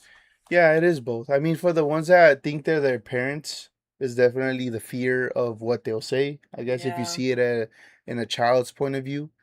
But yeah, it could be both. Both. Now, this post, this long one, when it says, we are part of the time you built. Oh, okay. So Rena says, just to clarify, Hi Boy read and received many type of comments. I think that's why he says it like that. Like, I hope karma gets him because I'm sure he's getting a lot of backlash too. Okay. Yeah. So there we go. Thank you, Rena. That's why you're a mod, man. Shout out to Rena, man. Everybody, woo! Yes. Are among the people who made you're all tired. who you are today. Okay, this is emotionally understandable. Olivia just gave this last time. And I'm like, you ready for bed? She said yes. Oh, for real? Oh, what you? After I want to hear this. Okay. Yeah, there's only about like 20 some minutes or less. Because fans contributed, right? Fans supported, and fans, streamed and bought albums. So technically, I don't know. Some might say that this could be true, but the wording, I always emphasize the importance of wording, right, and expressions. Like there could be a huge gap, right? Depending on how you say stuff, even if what you're trying to convey is the same. Like if you look at the wording here, it subtly shifts from support to ownership, because there's a difference between saying we walked with you and we made you. Yeah, that's crazy. And I think once that line blurs, it can turn into a sense of entitlement over how the artist behaves. And I know a lot of international armies love using the word entitlement to describe K-Army. Although I will also point this out pretty soon. Generalization is something that we have to be careful about, because as I have just shown you, there are splits in terms of reactions even within the fandom, and I would like to believe, based on the comments being written under my Korean video, a lot of people, if not the majority, vast majority of the fandom is defending JK and supporting JK. It's a very long video. You make your mom wait. Oh no, it's not my mom. My mom's already home. She already left. She left a long time ago before we went live. We're talking about our little baby. Yeah. But right now she's gaming it up. So she'll be getting off pretty soon. Yeah, she's a big gamer, by the way. Yeah. Crazy. It's okay. Yeah. She's good. Okay. And interestingly, those people who are complaining, they're not coming to this video to comment. Although I have seen some comments, expressing concerns due to the reasons that I told you about. But their wording is much better than some of the stuff that I see on X, which is an interesting observation. But anyways, I feel like saying we made you, that entitlement, that's where control begins. And I think that is exactly the tension that JK seemed to be struggling with in the live stream. Wanting to be honest, but feeling watched or controlled by some of the quote unquote entitled fans. Yeah. And this particular post repeatedly frames criticism as concern. Like, I'm writing this because I care. Please be more careful. Don't forget that this is an important time. And again, this is the dynamic that sounds crazy too, though, huh? Like, please be careful what you're doing, type thing. Don't forget, or else you have a mission to do. You better do it. Like, that's crazy. That is insane. Yeah, this entitlement is getting a little insane. Described in my Korean video, like the parental tone of saying 다 너를 위한 거야. This is all for your own good. So it comes from care. Let's say that's real. But care can unintentionally become pressure. And the underlying message becomes your freedom is acceptable, but only within the boundaries we consider strategically wise.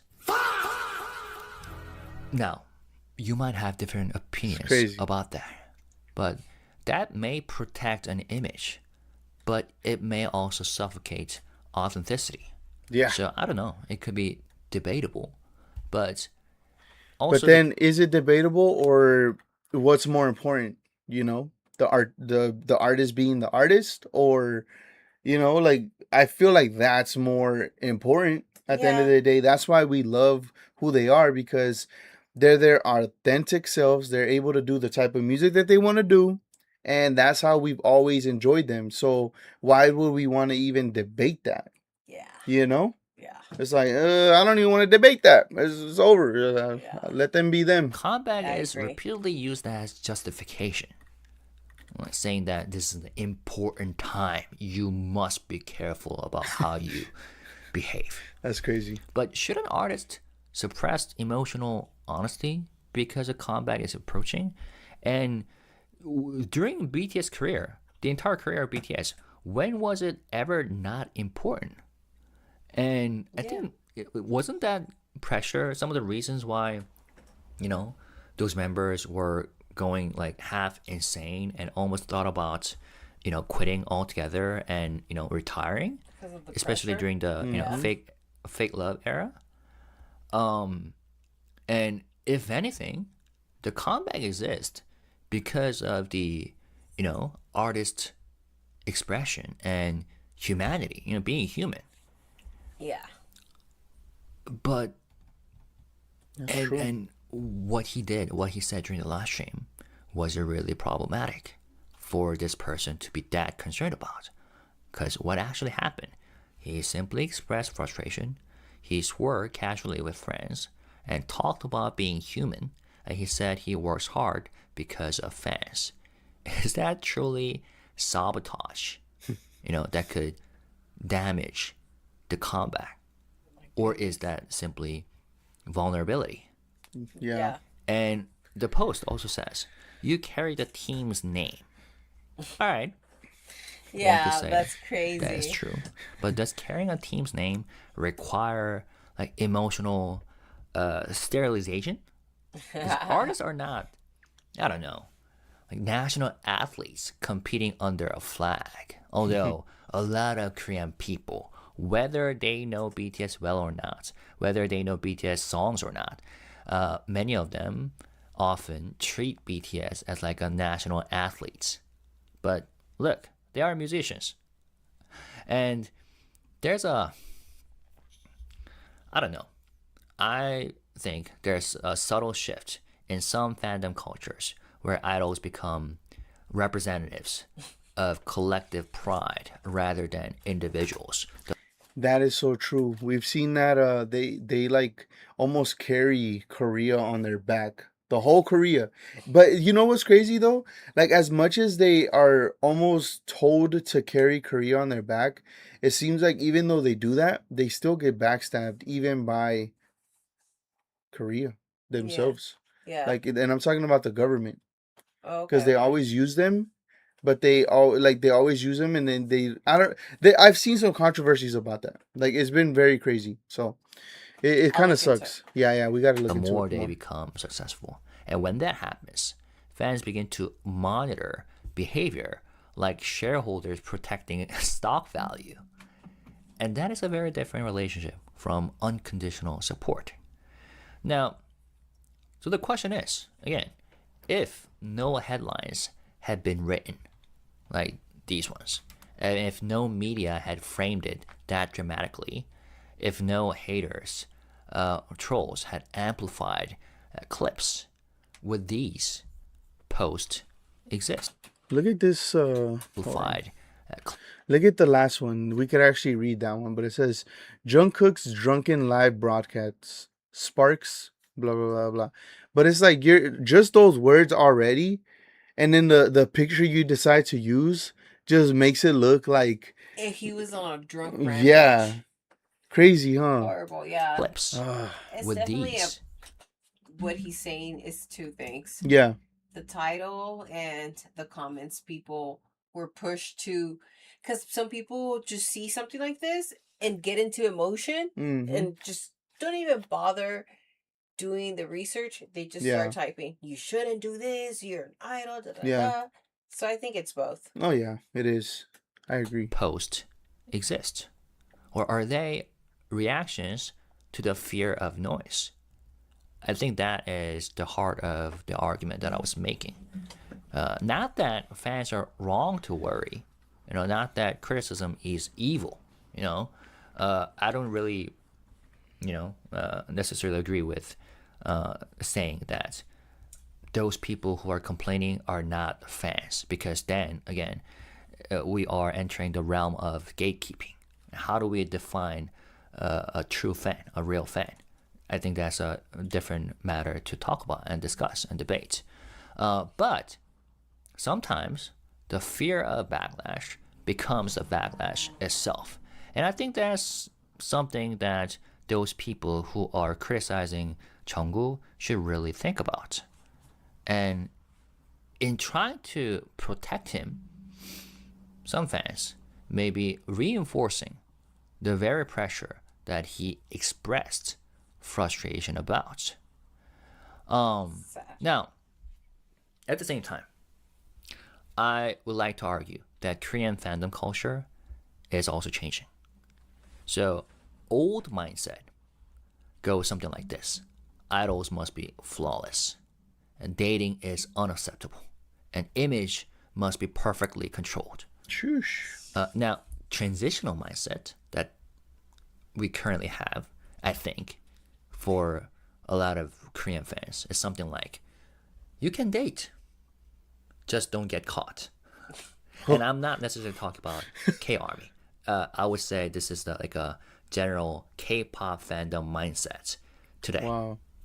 They acknowledge that idols are humans, so they can date, but they don't want them to get caught, and they don't want them to know,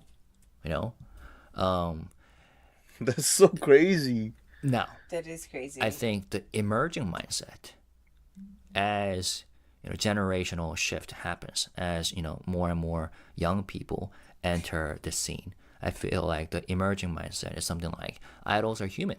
Why should you control their personal lives?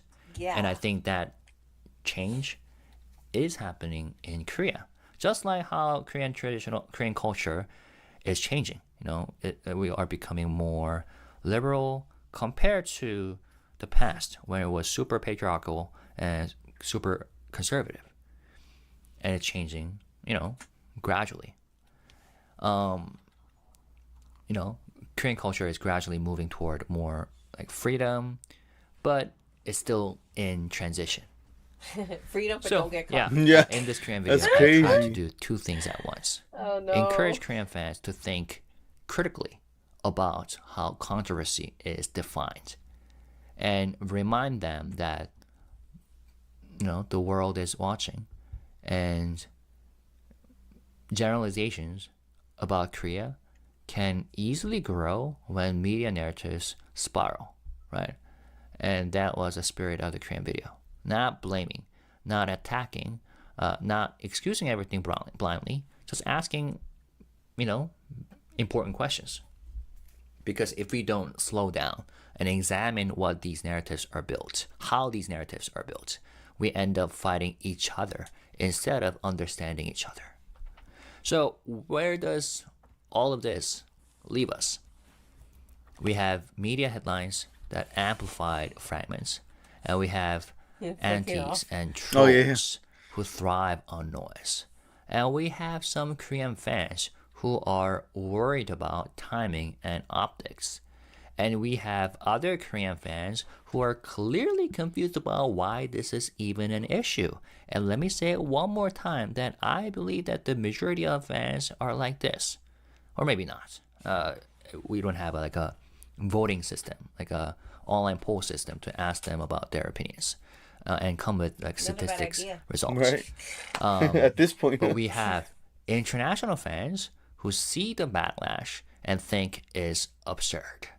Right? Yeah. And sometimes respond by criticizing Korea as a whole. And let me tell you, okay. He will not criticize. No, I did not criticize Korea, so let's just, well, he's not talking about me, but I'm just saying, like, I didn't criticize it. I just personally gave my outlook on how ridiculous these headlines are going to be, because some of the points that he's talking about that became headlines, I already had talked about in the video too, Yeah. So but we understand now after you guys told us the tattoo stuff. But yeah, that's crazy. I have seen many of those posts online today and yesterday.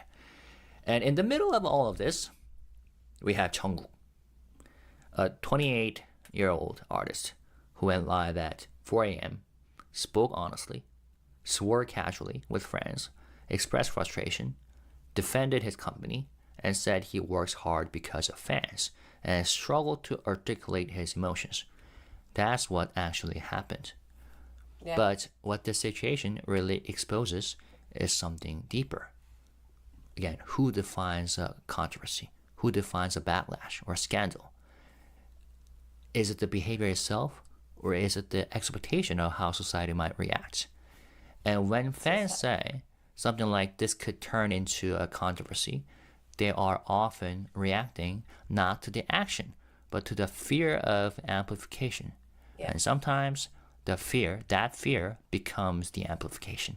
Yeah. And when fans say, this is for your own good, it may come from care, but care can still feel like control. Right. Yeah. So maybe the question isn't, was Jungkook wrong? Maybe the better questions are we reacting to what he actually did, or to what we fear others might say? Yeah. Are we protecting him, or projecting our anxiety about public perception? Yeah. At what point does concern become control? And at what point does support become ownership? There you go. And if no media headlines have been written, would this even feel like a problem? Mm-hmm. So, yeah, these are the questions that I have asked and that I'm telling you about. But I want to hear from you. Do you think this was truly a controversy? No. Or a controversy being manufactured by framing? Yes. And do you think fans have the right to correct an artist for strategic reasons? Or does that cross a line? That crosses a big line. Definitely. And what kind of fandom culture do you want to build moving forward?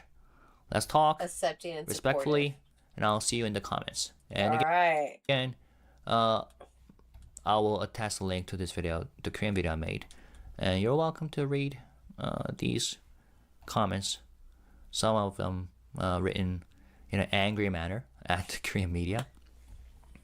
But some of them are written, in a like concerned tone. Some of them are written nicely. Okay, so. Sheesh. Well, that's crazy. Yeah, I mean, even though I understand, like I said, and I'm open to listening to the culture and what it is, I still morally think that it's still not correct to try to tell a grown adult how to act. Yeah. And how to behave. Yeah, because it's like, even us, when we were teenagers, let's say, give an example, and this could be for anybody out there, we had our rebellious phase where we didn't even want our parents to control us. So how does it seem or even feel for someone that has millions of people watching him live, telling him and trying to control him on the live stream, Yes. and then in the comments in the future, and then getting a bunch of different headlines and trying to put him in a negative light, Yeah. clips of, putting him in a negative light? It's like, that seems very unfair, and I think that needs to definitely change. And I understand, like I said, we can't do anything because it's the culture, but like Hype boys say, you never know, it The could be new something. generation could change. Yeah. Exactly, the new generation could do something different. Like, it doesn't need to stick to the old ways. The Yeah. old ways are very, in other words, for me, weird, to be honest, to try to be someone's parent, but respect, to what they do. But like I said, it's just a very hard thing to process because, We're new to it. yeah, and I don't know. But then again, as he was saying, they even want to change Yeah, that yeah. themselves. So And I hope it happens. Yeah, so Yeah, and I hope it so happens. too. I'm sure there's still going to be people, that are going to continue to try to do that. But at least the majority of people will, eventually change. And then, Yeah. we'll start seeing a change. Because I think, yeah, the divisiveness of K Army and International Army, it should be, united. Because we're all Army at the end of the day. There should be no K in front of their Army and Yeah. we're International Army. I Army, maybe International. Yeah, no. So I don't know. So it should just be Army. We should be united. And, moving forward, I don't think, even though it's going to continue to happen, but I just hope that little things like this don't continue to become a big story and it doesn't keep putting money into these company pockets. You know what I'm saying? Because that's what's really hurting us, because they're going to continue doing it, and it's just the people that believe it and continue to click Money on grab. it. Yeah. Yeah, and it just sucks, Yeah. But shout out to Hyba for that video. Thank and you. thank you guys for the conversation, you know what I'm saying, Yeah. on this video. We just made a YouTube video, guys. You guys say hi to YouTube. But yeah, And I say hi. you know what I'm saying? We made that on time. But yeah, man, that was pretty crazy. No, We still got another video to watch, but I know you probably not gonna watch it with me. Or should I save it? Do you want to watch it with me later? I could do something else. It's okay. It's up to you. I'm gonna go put the baby to sleep. Because this one is a long video. This is like a 2-hour video. I don't know if we're gonna do this one tonight. Yeah, no, let's do it together some other time. Yeah, because you know what? I did say we'll do something else. We're gonna say bye to Nanselly, but we're not gonna do the rotten mango video because it is a 2-hour long video. Maybe we do another video soon. Or we'll do this video soon, but we'll do another one right now. We'll just continue it on. Continue it on. Bye, guys. You know what I'm saying? Bye, bye. Bye. Have a good night. I'm gonna go say hi, bye to the baby. Let me know. Okay. Okay. I'll watch you.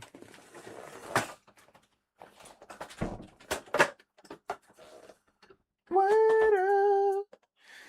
I was looking forward to the video. I'm not gonna lie. I was looking forward to the video because, like I said, I was listening to this video earlier. I'm gonna switch to solo mode now. I was listening to this video earlier, and I was like 24 minutes in, and I'm talking about this video right here in particular, the Rotten Mango one, the one that has to do with Spring Day, the ferry tragedy one, right? Dude, I'm not gonna lie to you guys. When I heard the first 24 minutes, I was in disbelief. Because obviously we saw another video, a couple of days ago, where it was like a 30-minute video of them just explaining, a little bit of it. But the amount of detail that she gave in the first 24 minutes, I was in a loss of words. And I had to stop it, and I said to myself, you know what? This video we're going to definitely do way later. Way later. You know what I'm saying? Because that is crazy. Oh, I actually see something we can react to. We just did a High Boy video. 4 hours ago, Boris City Magazine dropped a video, and it's called Responding to BTS Reactors, Predicting... Wait.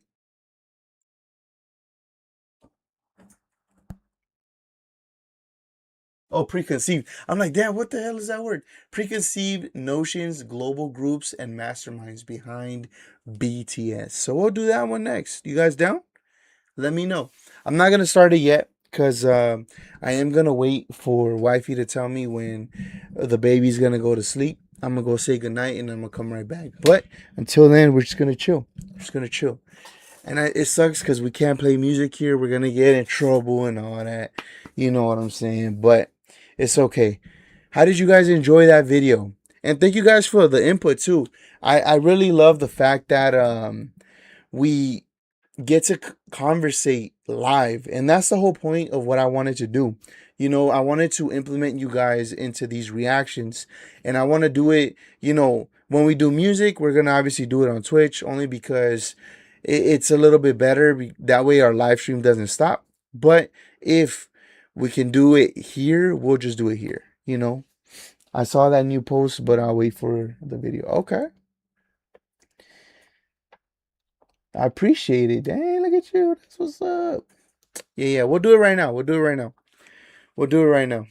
But yeah, it's pretty crazy that part of, I guess you could say, the culture is a very sensitive topic, I'm sure, for a few, and something that, you know, I will never understand because, you know, we all grow up in different areas of the world. We just don't know truly what it is, you know, especially on that side. So for me, even though, you know, I guess in my head, even though I hear, hi boy, I hear what you're saying, but in my point of view, I'm still like, I don't understand. Like, that's still, you know, that's still a grown man, you know. He can do what he wants, you know. Why are people trying to parent him, you know? I don't know. That's just what I personally think. But crazy. Let me actually get this video ready. Silence in She the has core. oh god, she's doing this right here. We got her. We got the Judge Bora. We got Judge Bora. Oh my god. I'm excited to see this one. Let's watch it. I haven't watched it. Yeah, we'll do it. We'll do it. Not a controversy at all. It was JK being himself. He was. Wait, I need to make this chat bigger because it's so hard for me to see it from far away. And this one keeps reloading for some reason. Okay, sorry. So, not a controversy at all. It was JK being himself. He was being Jungkook. Some army forget he is his own man. And that's facts. And that's facts. And you know what? And you know what's funny? We sometimes take these conversations out of YouTube. My wife and I actually. There's been times when, well, actually, recently with this video, when I made this video with JK and I told her what the situation was, I was like, I don't understand. Like, I really don't understand the culture. I don't understand how all of this, you know, is so controversial because they, to the point where they can't even date, they can't have a girlfriend, they can't even experience life. Like, you know, I'm sure a lot of people want the best for them, right? It's like, it's healthy for them to be out there dating. And I know maybe the women don't want to hear it, but it's like, but that's just the truth. Like, it's okay. How are they ever going to find their love if they're almost in their 30s and they haven't even dated, you know, quote unquote? They haven't been allowed to date, or they can't even be in public with someone. I don't understand that. You know what I'm saying? Like, that's very selfish of some people, in my point of view, for them to, you know, think this way, because at the end of the day, you gotta be able to be happy, you know. You gotta be happy. That's what life is about. And then the beautiful thing is, not only are you happy, you get to find someone that makes you happy, and you guys are both happy for eternity. You know what I'm saying? And it's like, you don't want to just be at a certain age. Let's say 50, when it's okay to finally date at 50, right? According to, you know, idols rules. It's like, at that point, you didn't even get to experience life with your significant other at all. You don't get to have, you know, history there. You don't get to have any memories, any core memories that, even if you see something like this, it's like, damn, I remember when we started something together and we've been doing it ever since. There's little things like that. You know what I'm saying? But it's okay. It's okay. But I guess I don't need to understand. I just have to respect it. You know? So that's just what it is. Yeah, Koreans have very different cultures for their idols, and that is facts. He didn't do anything wrong. I agree with you, Gracious. I really do.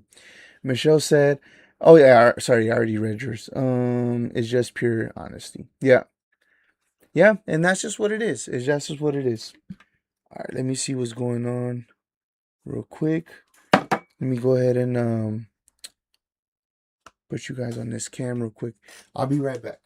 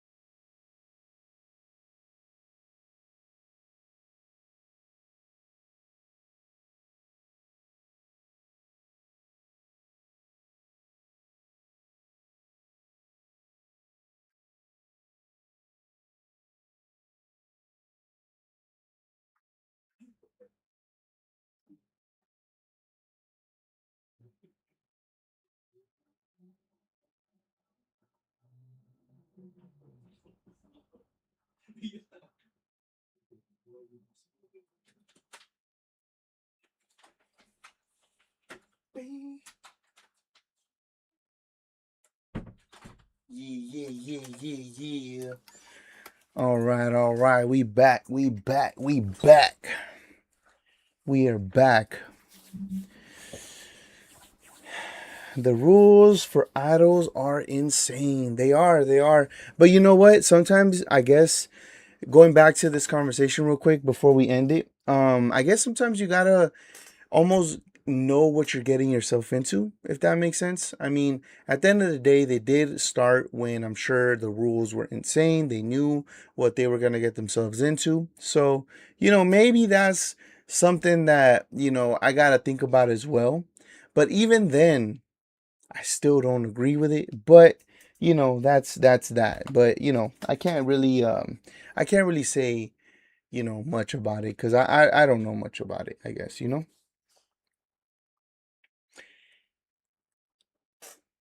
Hmm.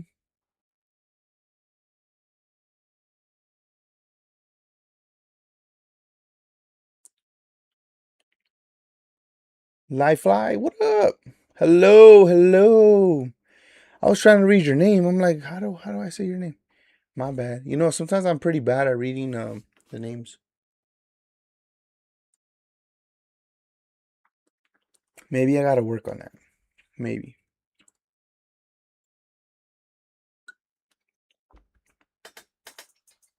What you guys up to though? What time is it for you guys? Let me know. It is officially the first for me today, right now. It is the 1st. So that means, what does that mean? We're 19 days away from the album. Oh my God. 19 days away from the album. Super excited. Super, super excited. Hopefully you guys enjoyed that video we did. It was definitely something that I want to implement because we like talking about trending topics. We like talking about different things that are happening, at the moment and stuff like that. We like talking about everyday life. We like talking about the personal growth that we do. And I wanted to start implementing, different things that, involve the content that we already do, anyways, because it would be dope, like I said, to just involve you guys in the conversation and stuff like that. And I feel that you guys are definitely an amazing asset to have in these videos, because it kind of gives us a better perspective. Because, as you know, I could be, you know, I could be a little, I guess, naive in certain topics, and you guys are quick to just, help me out and tell me what's up, and that's what it's about, because, and I've said this plenty of times, and you guys are the most amazing people because you guys really come with no malice. You guys don't come with disrespect. You guys are really nice people. You guys are really here to just educate the uneducated when it comes to, international things. Because, like I said, I was over here,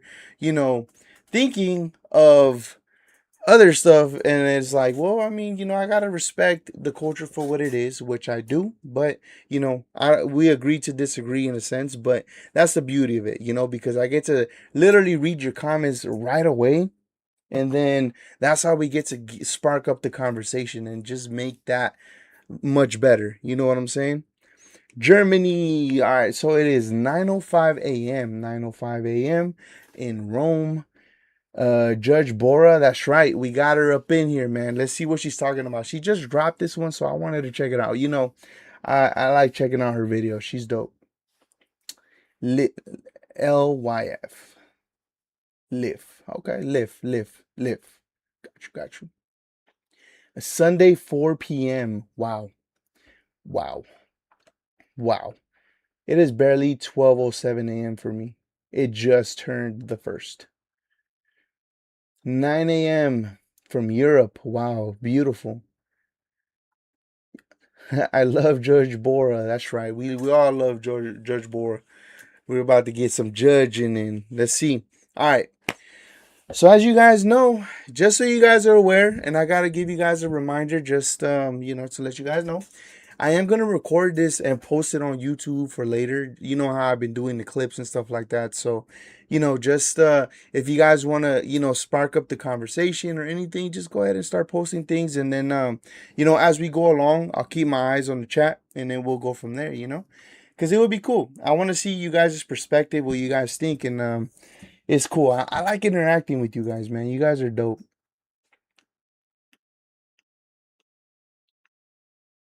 That's life, as in life, I guess. Like life? Yeah, like life. Yo. We live in life. So live your life. All right, let me take a little drink.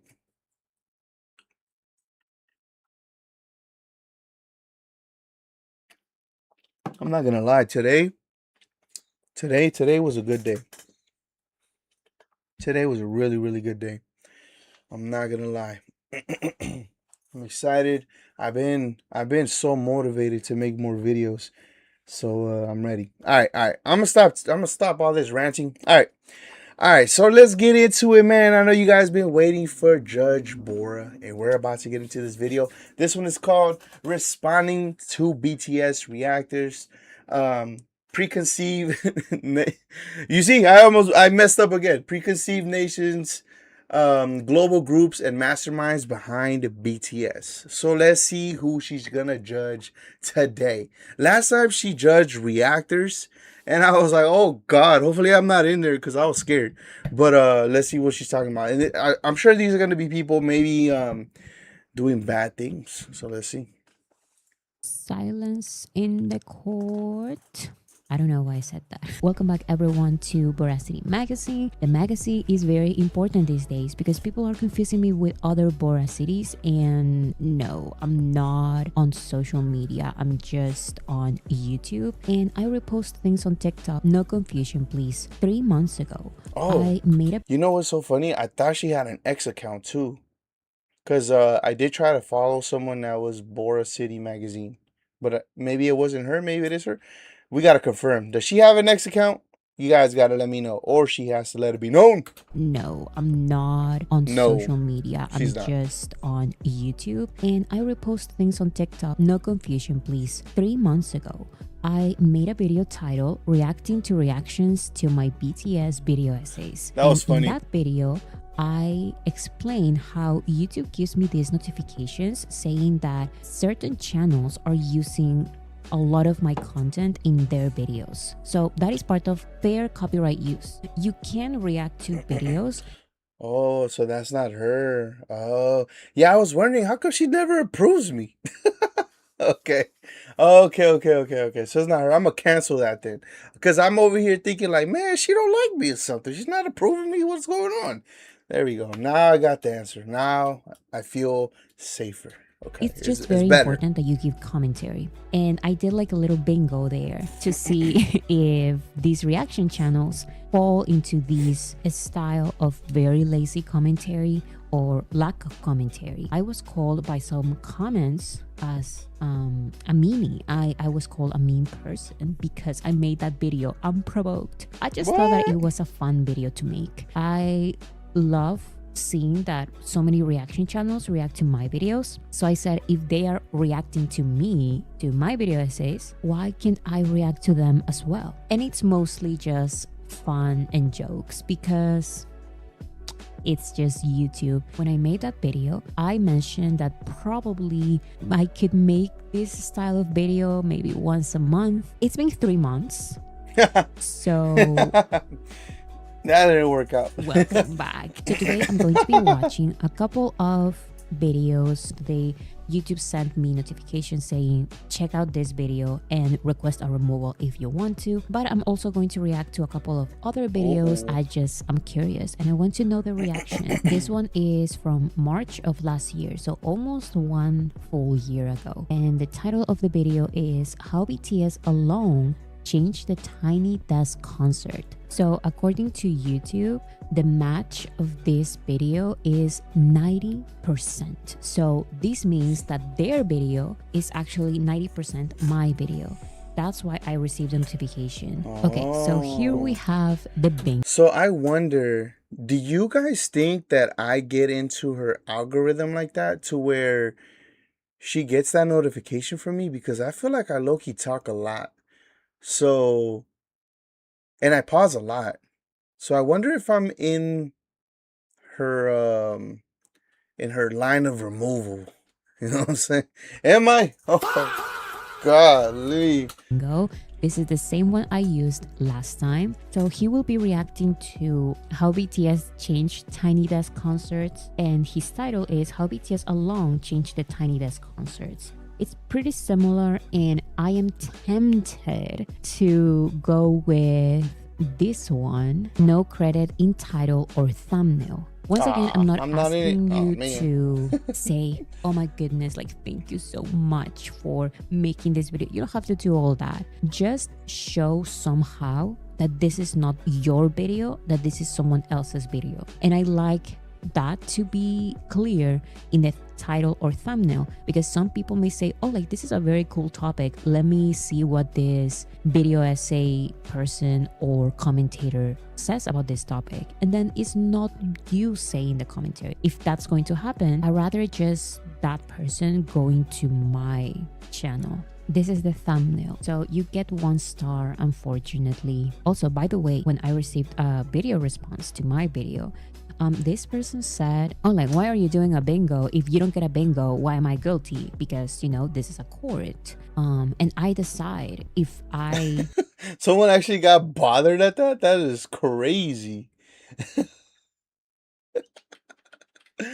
What? Hold on. I gotta run it back real quick because I wanted to hit something, but I was just like, I was interested in what she was talking about, but I was supposed to pause it. Hold USA on. person or commentator says about this topic, and then it's not you. Oh, that's what it was. Okay, I remember. So the part where she says about people crediting the like the actual person that makes the video.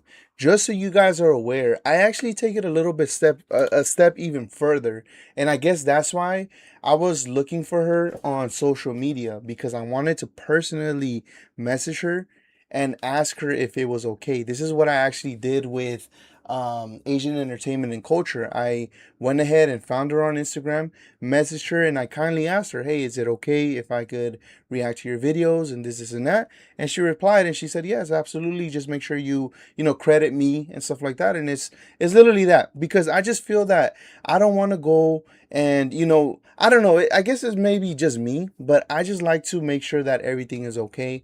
Like, I don't want to feel like I'm disrespecting their work, because that does take a lot of work, you know, to make the video essays like they do. They do a lot of research. These people are journalists at the end of the day, you know. So I don't want to just take someone's stuff and then just do a reaction to it and then, you know, not have, you know. So I just wanted to be respectful and do it that way. So, and I did try to do this with Boris City, like I said, and I thought she had an X account, but I just found out right now she doesn't. So unfortunately, you know, I don't have anything sad. Let me see, what can I play? Well, we'll play this one, the cinematic boom.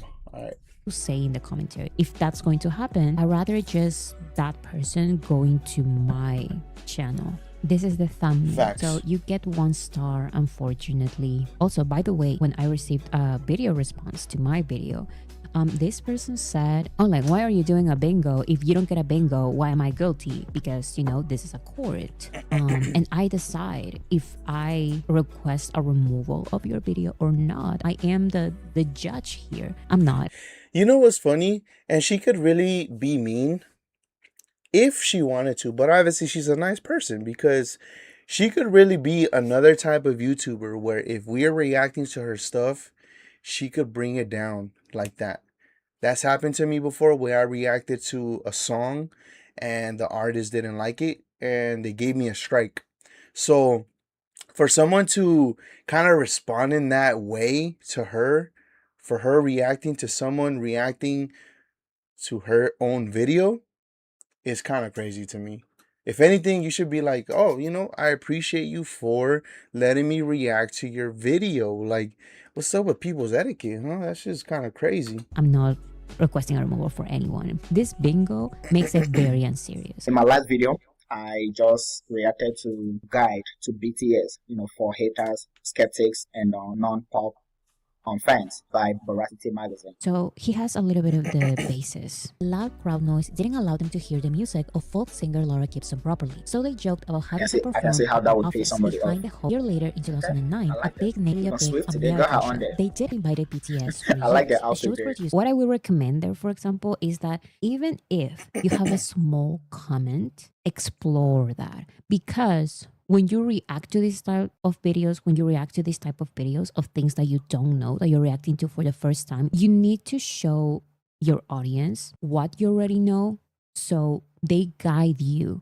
as well in the comments, and you grow your community and you give your video a little bit of a substance. We see a little bit of you as a commentator in your video. As silly as it sounds, when you say, oh, like, I like their outfits there, go back and explain, what do you like about the outfit? Maybe it's a little bit of like off tangent, but you need to give us something. And YouTube algorithm also says, like, for copyright reasons, you need to give us a little bit more. I think we're doing a great job. So far, I think we're doing a great job. How about you guys judge me right now? You know what? I want to see this. You guys are here with me right now. I would love to see you guys. Don't mind that one. Don't judge that. I would love to see you guys judge how we do videos. You know what I'm saying? I would love some feedback, actually. You know, I think that would be pretty productive. I think that it would actually help me out a lot. You know, if you guys like some stuff, if you guys don't like some stuff, you know, we could hear your you know, whatever you guys want to say, and then, you know, we'll take it in consideration, and you never know. You could be the next producer. You know what I'm saying? I think that would be pretty dope. But I would love to get a rating right now on this live as we continue. From big Okay? events, most Please. Imagine being so good. first pause. 2 minutes and 45 seconds in. Not that bad. In 2020, most popular songs were lighthearted and not too serious, and many associated this with a phenomenon in music known as recession pop, which happens during Am I? Do you think I'm paranoid? That is so funny. I feel like. Am I being paranoid? Is that what this seems like? That is funny. Oh my god. You, we always give you feedback on your videos. Yeah, you do. I know. Maybe I'm just being paranoid. My bad. I just want to be great. You know what I'm saying? I just want to be great. That's of economic crisis. Dynamite was Love it. BTS's. This is a very concise video because sometimes I talk so much. Sometimes I really get into it, and there's just so many subtexts to talk about and topic within topics. The thing with the Tiny Desk concert video that I made is that it's just about the Tiny Desk concert and the simple ways in which BTS changed the Tiny Desk concerts. A small chapter of that video has to do about recession pop eras over the years. What do you think about that? This video really focuses on one topic. So the tiny little things that we have here and there, that will be my question. Like, what do you think about those? Dynamite, BTS I gotta doesn't go check that completely song out address the too. elephant. What did he say? Dynamite, BTS I gotta doesn't go check that completely song out address the too. elephant. So here's another thing. In a video response to my first video doing this dynamic, this person said that what he said was very clear. Basically, like, judging me for not understanding. And here's the thing. English is my second language, but I think it's beyond that. Don't talk over the video. I don't care if some people may be able to hear it. This is not a good commentary video. This is not a good reaction video. If you're giving a lot of commentary or like some comments here and there that can be in your favor because you're giving commentary, but people should be able to hear you over the video. So you're not going to bother pausing. I'm not talking about this guy. This guy seems nice. I'm talking about other certain YouTube channels. When I put here, I can't hear you. It's because you're not talking. Who's she talking about?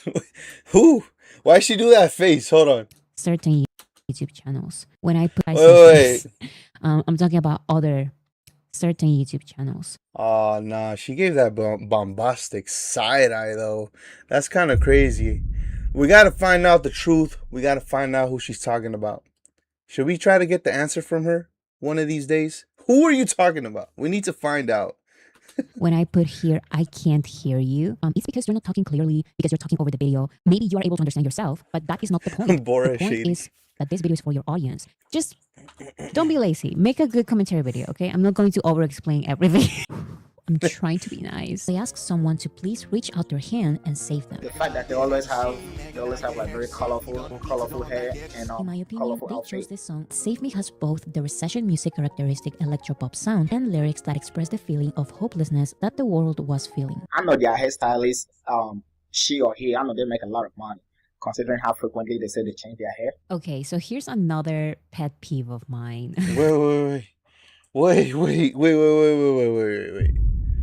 Wait a minute.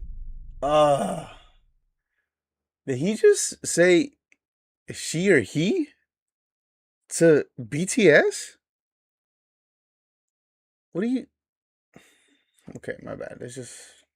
I understand that for a lot of people who don't know about BTS, they're just reacting to BTS for the first time. They have these typical comments. They do have beautiful skin. They do have colorful clothes sometimes, but their fashion is very, very good. Their hairstyles are very, very good. This is a video essay about how BTS changed the history of Tiny Desk concerts though. Because in this video, I explained that BTS selected 3 specific songs for their Tiny Desk concert. And I feel like they chose these 3 songs as some sort of a storytelling. Save Me was a pretty old song, but during the pandemic, Save Me was a good transition between Dynamite and Spring Day. What do you think about that? What do you think about what I just explained? And last song, Spring Day was Having the to song dye that it all the surprised time. Tiny that he's still going about dyeing the hair. But yeah, I get it. Especially when you're first starting. Those are just tips that I would recommend. Not just to avoid this copyright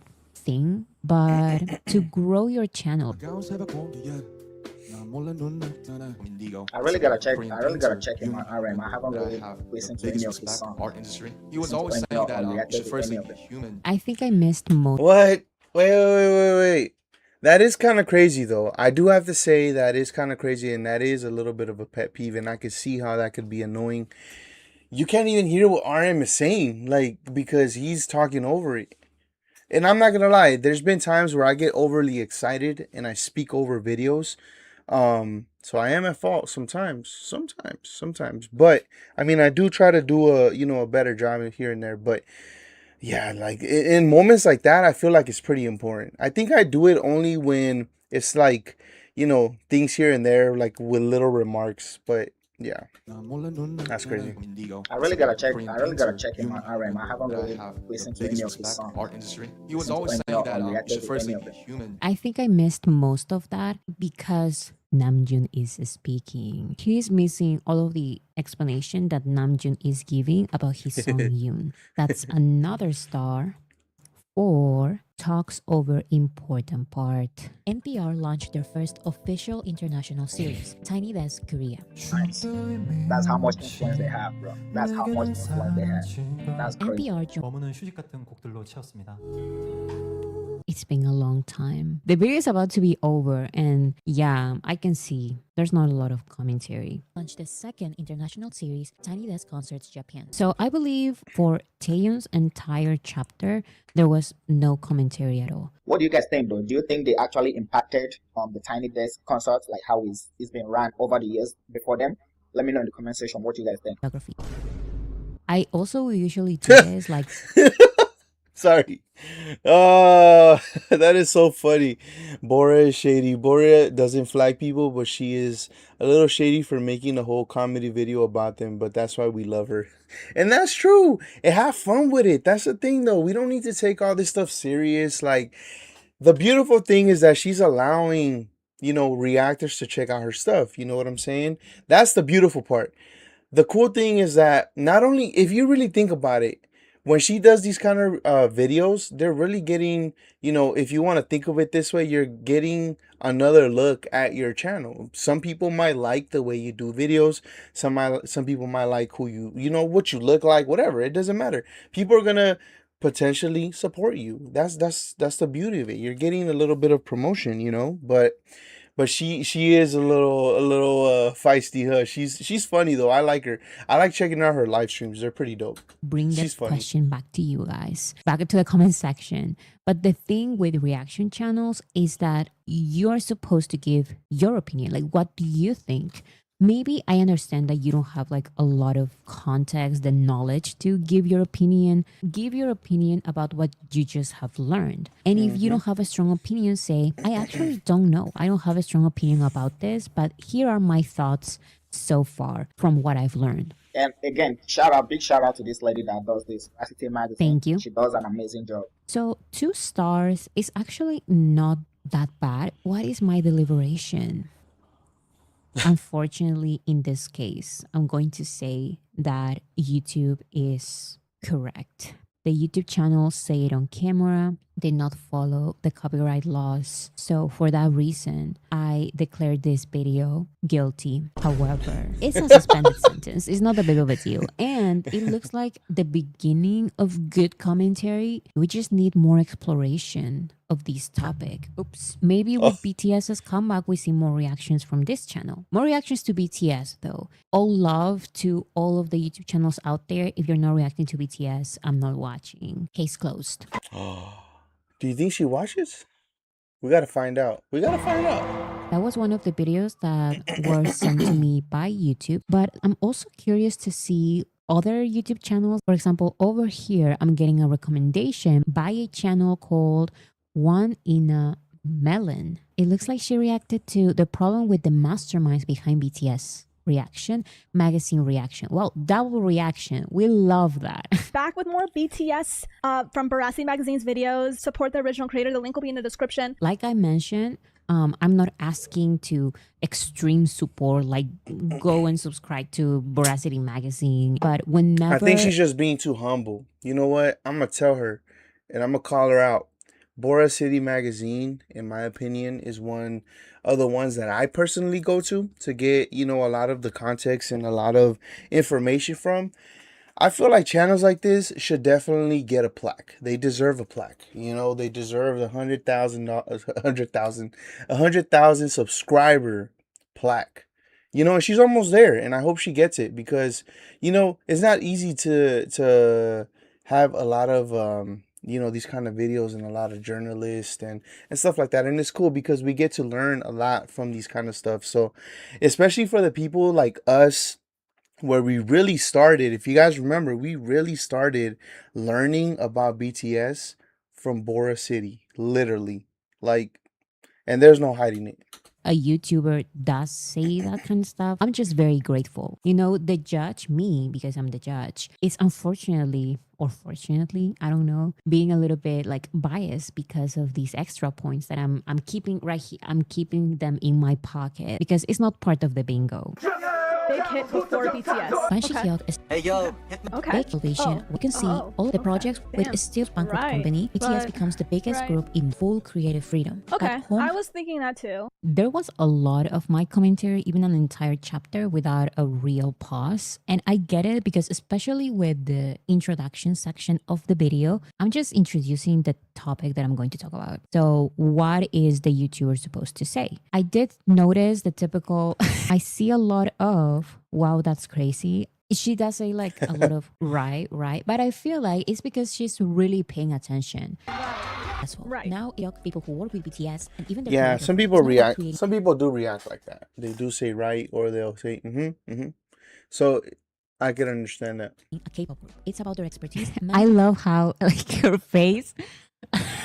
I love it because it seems like she's trying to follow what is the point of this video. I try to make my video essays with some kind of thesis statements, and with this one I feel like I just wanted to explore the topic. For her to watch this video as her second video, I feel like it's very interesting to me. I feel like she looks very, very confused. But you know what? Sometimes you're going to be confused. I'm not talking about her. I'm just saying in general for other YouTube channels. Sometimes they are confused and they just get mad at me or they just try to avoid giving any opinion because it will show their confusion. But I feel like if you think my commentary is confusing, I feel like you should say that my commentary is confusing. That will help you a lot with the copyright laws and all of that I'm talking about. Her face, she seems a little bit confused about where this video is going. But I mean, that's really interesting because when I was looking at this list she put in, these are really successful. I mean, a lot of them are very successful. That's exactly what I said in the video. Yes, they are successful in the K-pop industry. The 3 articles that I mentioned by Rolling Stone, Variety, and I don't remember the other one, those do not say these are the masterminds behind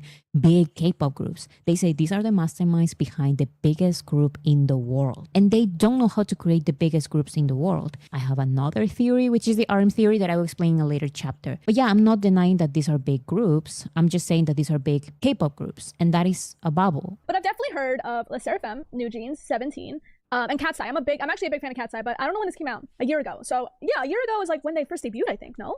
So now they've gotten even more successful, I think. It doesn't matter. I get it though. This is good commentary. I'm just saying that. I literally mentioned that in the video. Now you can say that with their global groups that they're trying out, they're bringing more mainstream audiences to the Hype channel, let's put it that way. Hype America is literally done in great part because of Geffen Records, which is UMG. Is not the masterminds behind BTS creating this American groups or global groups. It's a little bit of the minds of Hype and a little bit of the minds of the American music industry with a ton of support from UMG to target American audiences correctly and transform them into organic listeners. Okay, but at least for me, Hype created Cat's Eye, right? Yes and no. It was a little bit of Hype saying and a lot actually, Geffen Records. You know what I could appreciate is that even though she's doing a reaction to the reaction, she's still responding to the questions that these reactors had in these videos. Low key, that's pretty dope. And that's smart of her to do. I gotta say that that's very helpful, you know, because she, even though we know she's sassy, right? She's a little sassy girl, but it's like she still gets to you know, explain to them in a nice manner, like, you know, and give them that information that they were seeking in these times. So that's pretty dope. I I like hate that. this. Everything good or bad that happens to now, because it's not just Cat's Eye, there's going to be multiple global groups. I'm just saying it now so you are prepared. There's going to be multiple global groups created by Hype with Geffen Records. And the advantage that these groups have is, first of all, global appeal. Second of all, they are creating it with Geffen Records, who have people in the industry, like a little bit of insight in the American music industry. So that's an advantage. The credit would not just go to the masterminds behind BTS. The credit is shared. The K-pop groups, specifically BTS does not have a big label like UMG behind them. And you may say, what about the distribution deal that Big Hit or BTS has with UMG? A distribution deal is not at all the same as UMG themselves creating a group. UMG, Geffen Records, is going to pay a lot. They're going to pay, not just pay attention, but pay for, you know, like other things. So their groups are guaranteed successes. BTS. Yeah, it's like that pay to play method. And we've seen that with you know, the lawsuit that happened between Kendrick, and that's the best one that I could really talk about, which is the Kendrick and Drake beef, wherein it actually got to the court and we got to see, you know, pretty much that there's a lot of people that pay to play. So, you know, we get to see stuff like that, and it's just pretty interesting, and it kind of sucks at the end of the day, because then we have people like BTS who don't pay for stuff and they suffer because of it, you know, even though they really don't, because Army is much stronger than that. But it's crazy to see that, you know, and it sucks that that's something that happens in the music industry, when I really think it should be fan, you know, made. Army fans from whoever should be able to support the artists, and they should get recognized for the people that are actually supporting them, you know. I think that's something that hopefully one day can change, but until then, you know, we could only hope, right? Does not have that. UMG helps BTS with distribution because that's their deal, but it's not their job. It's not their real job. Their real job is these global groups. That is important to know. It's like a global girl group, and I think they've garnered an American audience for sure. I mean, I think they did a really great job with creating Cat's Eye. Hype, like they created them. Let's move on. She doesn't know, which is fine, because when you're reacting, you're learning. Actually, if you see the final lineup the American side wanted and the final lineup that the Korean side wanted, none of them got what they wanted. Some of the members that the Korean side wanted were there, and some of the members that the American side wanted were there. But once again, don't doubt for a second the power of being a product of UMG Records. Don't doubt it for a second. That's what I mean. So, like, I think it's crazy. I honestly think it's crazy how they create so many freaking bands. it's too many.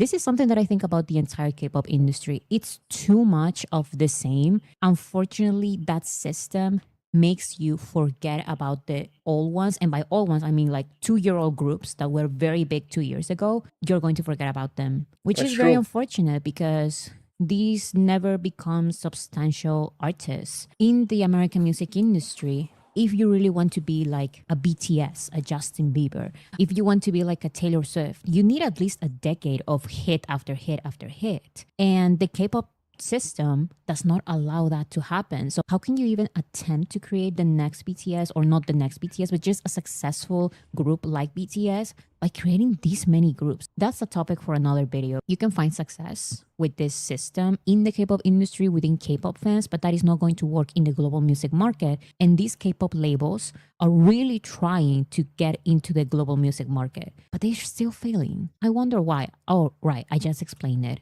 Anyways, 2000. Yeah, and that's true.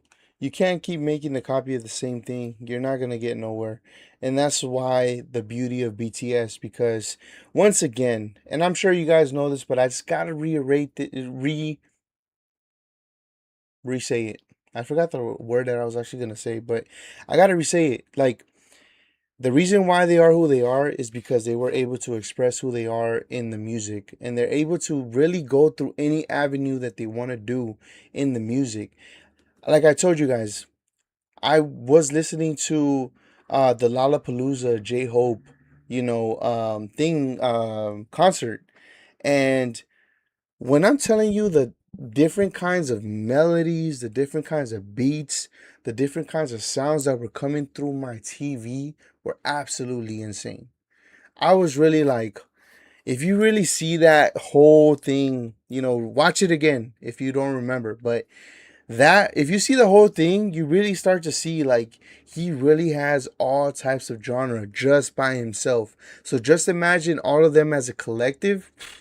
Absolutely insane. It's undeniable that these guys really are the literally the top of the top. Everybody wants to be like them, but it's gonna be so hard to ever even try to reach some of the stuff that they've accomplished because, I mean, we already know they've done a lot. 2009, RM got the attention of the rapper Sleepy at an underground hip-hop crew's audition. The real mastermind choice Big Hit took was signing RM immediately and let him guide the group. It's also really interesting. Obviously, BTS is like creates like all. Do they create all of their songs? Like every single one? I think so, right? BTS doesn't write or produce all of their songs, but they do have a choice in the demos that they end up recording and like making their own. And that may seem very, very basic. You need to understand that in the K-pop music industry, a lot of these groups are just given their songs. There is this girl group that I included in another video. Years after the group disbanded, she made a TikTok explaining which songs she actually liked. She explained that the songs that she liked was because herself and her bandmates had a say in like deciding. Even if the members don't like the songs, they have to sing them. They have to sing them and they had to perform them. So BTS having at least the choice of finding songs written by other people or produced by other people, unfortunately, is considered a privilege that not a lot of K-pop groups have. You get Interesting. That is new news to me. See, I thought they were allowed the creative control. I don't know where I saw that, but I swear I seen that somewhere. Well, they were allowed the creative control to create the songs that they wanted to. Yes, I know there's some songs that they have, co-writers, and they have other people that are, in the songs and stuff. But okay, so let me just throw this in there. So I remember seeing the video with J Hope when he was creating, songs, and we did the reaction to. Um and there was somebody in the booth, that was singing the song and stuff like that. And I think it was for Sweet Dreams, if I'm not mistaken, or I think it was for another one. But they were singing in there, and he was getting an idea of what to do. I'm sorry, it was actually Mona Lisa. So he was getting an idea of what it was and stuff like that. So in that case, so does that mean that that person is freestyling in that moment, or does that mean that he grabbed onto what sounded good and then he wrote around the stuff that he felt sounded good of what that person was doing in the booth? Do you get what I'm saying? Because it's a little bit interesting.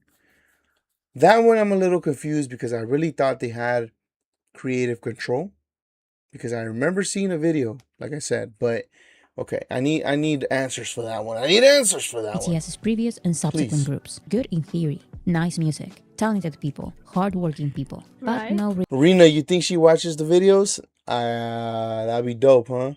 I wouldn't. That would be dope. You know what? And honestly, I think it would be cool to collab one day. We should do a collab. You know what I'm saying? Get a little collab in. real Nothing wrong with that. no biggest group in the world. Okay. She does not agree with my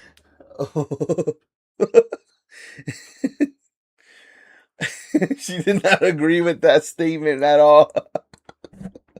I gotta press that button for that one. Oh my gosh, she did not agree at all. Okay. She does not agree with my video. And that's okay. I'm very proud of that video and I stand by everything I said because, believe it or not, people change their minds. And sometimes I put hundreds of hours of work into a video and years after, I disagree with myself. But in the case of this one, I agree 100% with myself. And I would even go even further with some of these opinions. I feel even more right now because when I made that video, BTS were on a break from group activities because they were in the military. And we were seeing these K-pop and global groups rising to fame a little bit. But now they are way bigger than they were before. And BTS is coming back. And now I'm seeing the entire picture. And I can totally see now, even clearer, how right I was when BTS were in the military when I made this video. They didn't find RM. Like, they were lucky to find RM. They, like, you know, RM being in, having the exposure and being found by Sleepy that one time is obviously lucky, and being signed by him, right? So that's something. Like, I mean, what if he was never, like, what if he never put out his music and all that stuff? There's probably a lot of underground people who are not don't have the exposure or not found yet. I don't think it's about exposure. I feel like Big Hit did a great job finding underground artists. If they didn't find RM, they would probably find another very great artist like him. That was the case also for the other two trainees who were first part of BPB, the first BTS. The thing that they hit the jackpot with was definitely... Oh, you know what? That just reminded me. Side note. Because she said the BPB, I think she said, the first BTS. There's a video that you guys recommended me to watch, which was the 8th member of BTS. The 8th member of BTS. Oh, sorry. I don't know why I pressed that. Sorry. I didn't mean to press that. You know, and I found the video is from Vice, and I haven't reacted to it. But I just could only think, like, how sad is that? You know, like, that guy must be so sad. But that just reminded me of that. The first BTS. The thing that they hit the jackpot with was definitely... this is going to sound so corny and so army of me, but it was finding RM's heart because RM's music was great. Guys, if you're interested, search for the other two trainees' music with Namjoon as BPB. That was great. So it's not just about the good talent, it's about the good heart that Namjoon led the group with. It was Namjoon's heart and mind and the soul that he brought to BTS. That's pretty deep if you think about it. Like, wow. That's actually pretty deep. You need to find someone. They're really looking for a leader at that point. If you really think about it, they're really looking for that leader role that they know that is going to be able to get the other ones, you know, collectively ready, if that makes sense. That's pretty cool. So this is in regards of the songs being written. So it says it depends songs by song. BTS also writes from nothing sometimes, but they also get 100% songs sent to them. So sometimes they build from that. Okay, this album production will be different though. Yeah, so this one is gonna be different. I'm sure they're gonna be able to implement their own stuff, but I was just more so wondering about the past ones. You know, I was talking about the past. This one, I know that they did have, you know, different producers and stuff like that. You know, I don't know what's coming in this one, so I'm not talking about this one. I'm talking about the past ones. But thank you for that information. I appreciate it. The only one I really know of is Cat's Eye, and I love them. Man, like, I think they're so talented. I end up loving older songs. Like, I guess the big singles, right? Like, Gnarly had a lot of hate.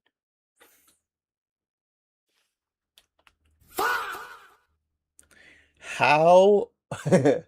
I guess I do this too, but I don't get this much into detail to it. But I guess I do this too sometimes where I do tangent into other conversations, but I feel like I don't get this bad where if I'm watching a video about BTS, I'm watching a video about BTS, and that's what my focus is. You know what I'm saying?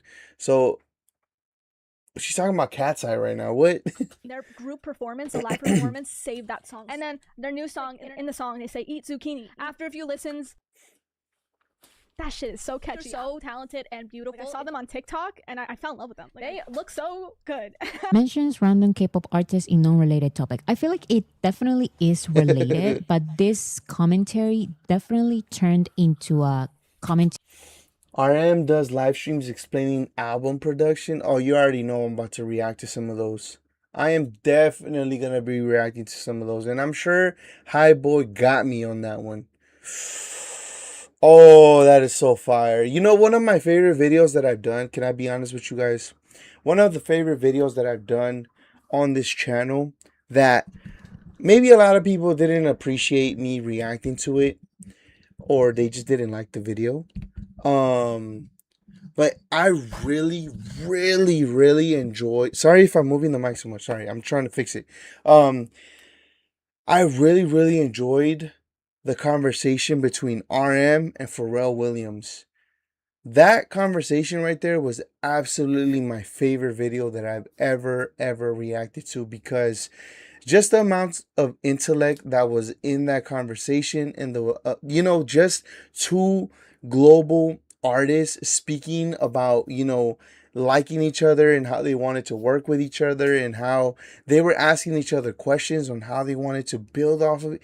It was just crazy. Honestly, that's the kind of stuff that kind of motivates me, because in all actuality, seeing two greats speak and then just getting the gist of what they're doing and implement it into the stuff that I do, I get a lot of passion for the stuff that I do, in my personal view. But that was one of my favorite videos. But a lot of people didn't really like it because a lot of people didn't watch it. But it's okay. But that video was one of my favorites, for real, for real. about another group. What a lot of people do with reaction videos is, because they're getting introduced to new stuff, they explain what they already know, and that is key. That is great. That is a recommendation that I give all of the time. Explain to us what you already know, but always bring it back to the main topic. But this is good commentary either way. I guess that's it for this video. I feel like I couldn't really fully give my opinion or my knowledge on this video as much because I lack the knowledge about BTS and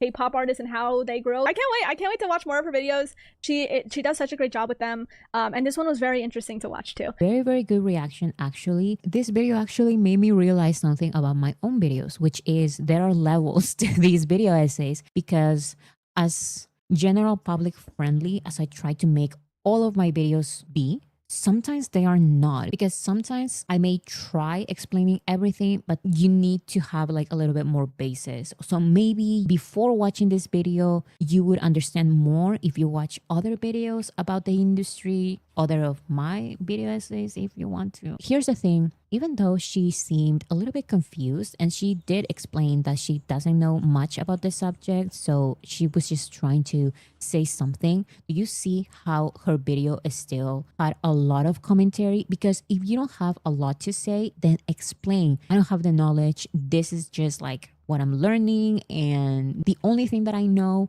is these other groups. She's trying to give us something, because this is what reaction channels should be doing. Does she have any stars in the bingo? She has one. Mentions random K-pop artist in a related topic. It is related though, so I feel like that star shouldn't go there. But Remove! No, But it was related. that is true, because she did talk a lot about it. I was about to say remove the star, but she did talk a lot about it. This is my verdict. The channel One in a Melon is completely innocent. His host. Innocent. Let's see this one. New BTS fan watches a guide to BTS for haters, skeptics, and non-pop fans by Shade Reacts Live. I'm really excited to learn more about the band. I know they've been doing this a long time. You guys said that they have over 400. Can I just say, this man right here got a good mic.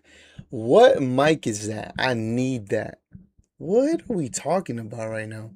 I feel like my mic is trash compared to what this sounds like. This is crazy. 100 songs. I thought he was going to say over 400 years in the industry. Reacting to the guide that was made by Veracity magazine. I wanted to do this shorter one first, just to really dip my toes and understand who these guys are. And you know what? It's exactly why I made that video with this guy. What I wanted to do is just explain Uh-oh. to all of the general public, please forget the preconceived notions, at least just for this, so I can explain to you how wrong you are. Open your mind. Some people say, like, and they swear, no, but I do though. I respect boy bands. You're already saying that they are a boy band. Also, to all the people saying, I don't like that guy, that Veracity magazine guy. She did this member so dirty, and you didn't explain this and about this member, and you forgot about that, and you didn't say anything about the personality of this one member. I received those comments for every single member, but this is not that type of video. The people this video is for, haters, skeptics, and non-pop fans, don't care if BTS are funny. They have this preconceived notion that BTS are not good artists. So they are not even going to try to pay attention to the lyrics, their story, their talents. They don't care if they are funny, if they have this cute characteristic. They don't care. So I didn't pay attention to that. Once they start seeing, oh, like these are actual like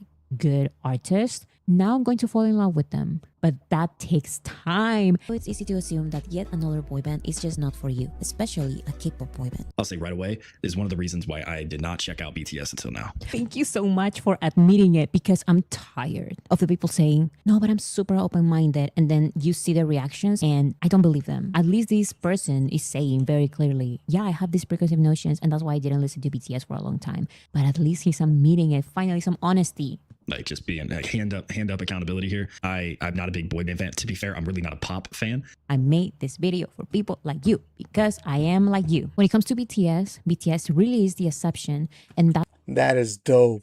Low key, if you think about it, seeing this happen in real time, it gives me the chills almost, because it's like she was meaning to get to people like this, and that is dope. She actually reached somebody like that. That's why I care so much about introducing the general public and non-pop audiences to BTS's music. I like that he's admitting his real starting point, because so many people say, no, like I have the most open-minded mind in the world and they don't, because they have all of these preconceived notions. So let's see what he says. Like that's something I assume about K-pop, is that a lot of the behind the scenes is done for the groups, right? Like the songs are written for them, they're produced for them, the choreography is done for them, the shows and the venues are picked for them, the music videos are directed and edited and produced for them. And so this is actually really cool, kind of giving the background of BTS didn't have that, that top tier label at first. And thank you for just accepting it, because that is fire that he understood that. That's dope. I gotta check him out.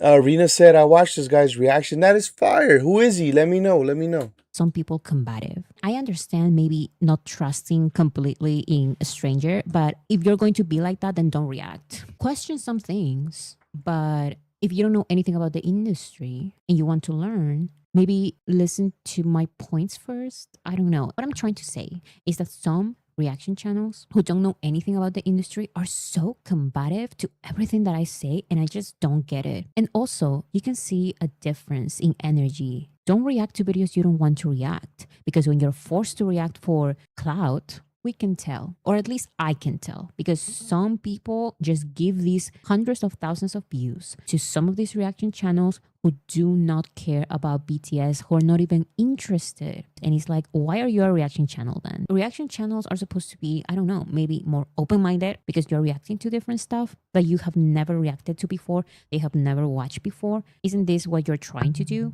Anyway, end of rant. No, you shouldn't recognize them.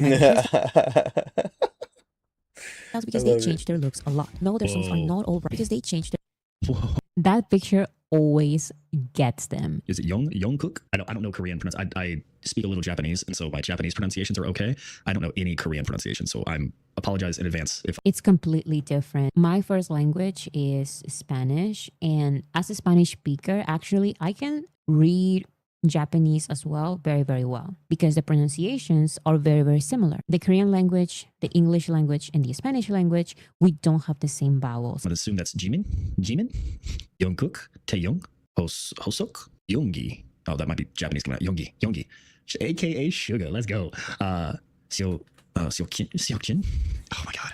Namjoon. I need someone else to say these names so I can just repeat that instead of trying to read. He didn't do bad though. I think he did pretty good. This is an introduction to BTS, so don't worry. I'm going to pronounce also the best way I can. Oh man, I feel like I just lost subscribers trying to say that It shit. looks a lot. No, their songs are.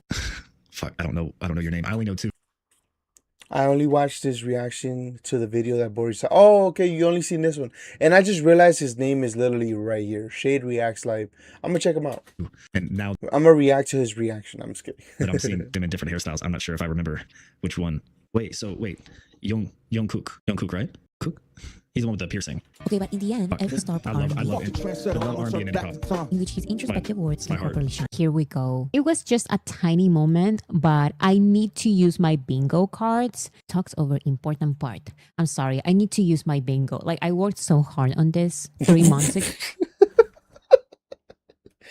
Oh, she gave him no grace. He was doing good too.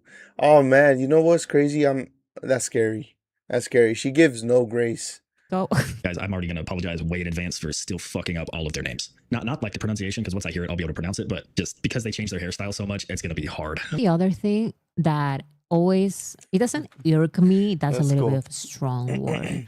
But it really like I'm tired. We know that you need like some weeks, months, even like armies are going to wait for you to learn their names. You think we learned their names since day one? And maybe because you are reacting to this for the first time, you feel like, oh, like this joke of me apologizing, like I'm so sorry for not knowing these names already and mispronouncing them. Maybe you feel like these jokes are so creative, but every single reaction channel says the same thing. So That's true.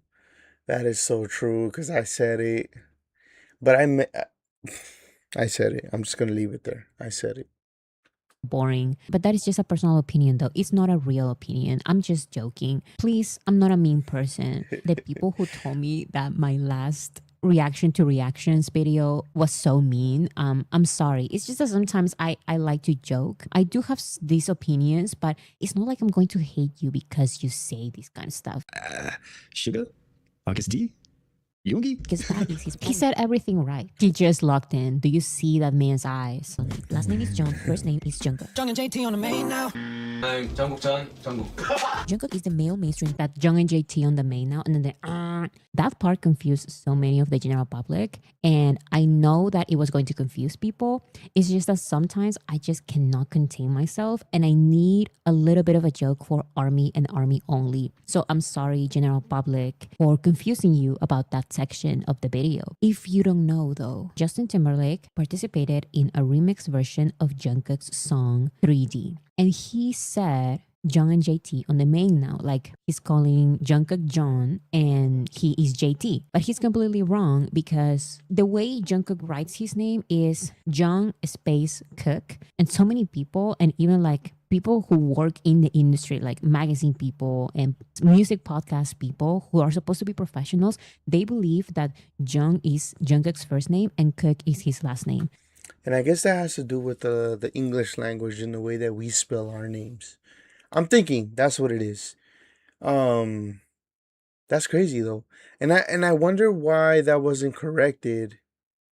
Did Jungkook not get that revised or what happened there? You know?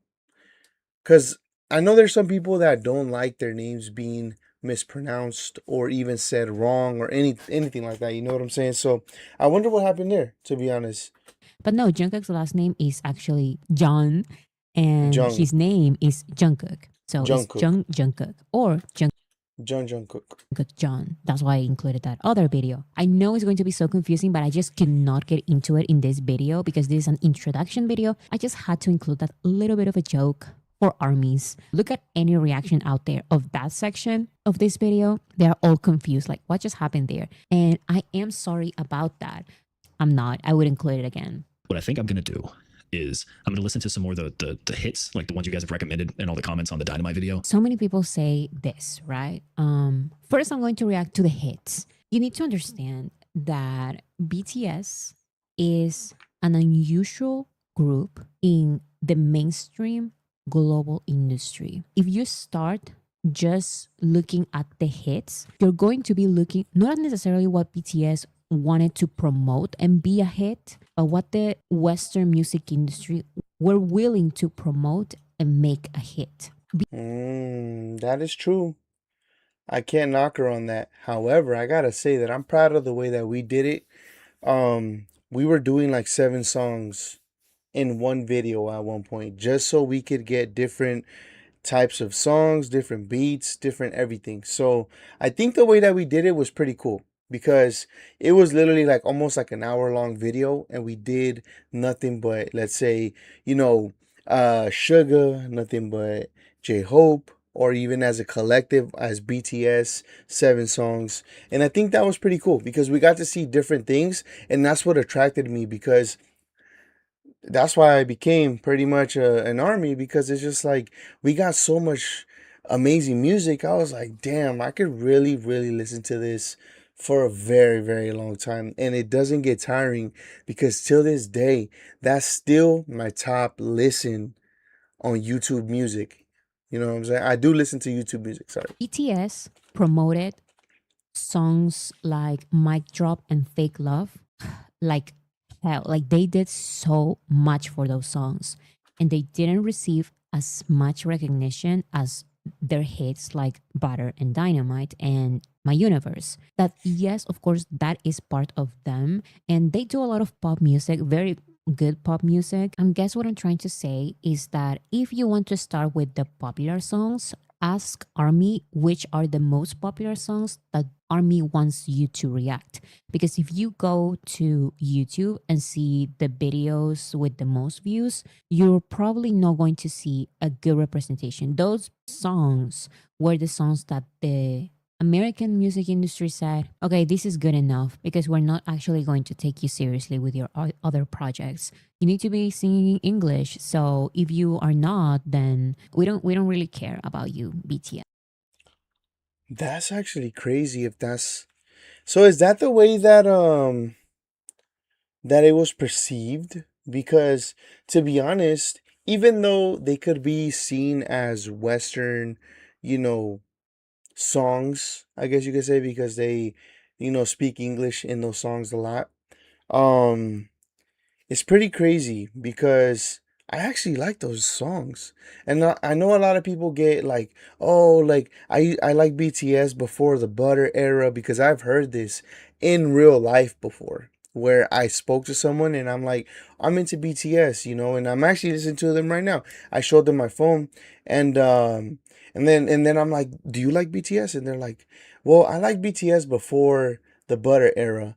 And I was so confused at that. I was like, what do you mean? That song's a banger. Like, I like that song too. It's not like I don't like the other songs, but I mean, they all have a special place, because I don't know, like, are you guys like me where when you listen to a song, you kind of get to like express different, avenues and different feelings about yourself? You know what I'm saying? Because I could listen to a V song and be on a certain mood, driving, chilling, you know what I'm saying, and that kind of stuff. But then I can go to some Jungkook, and then I'm just over here. I could push you through the phone, and then in the universe, you know what I'm saying, and all that stuff. So it's like there's different things that they give us. There's not just one type of genre, but I'm just saying that to say that even Butter, to me, has a special place in my heart because I really do like that song as well.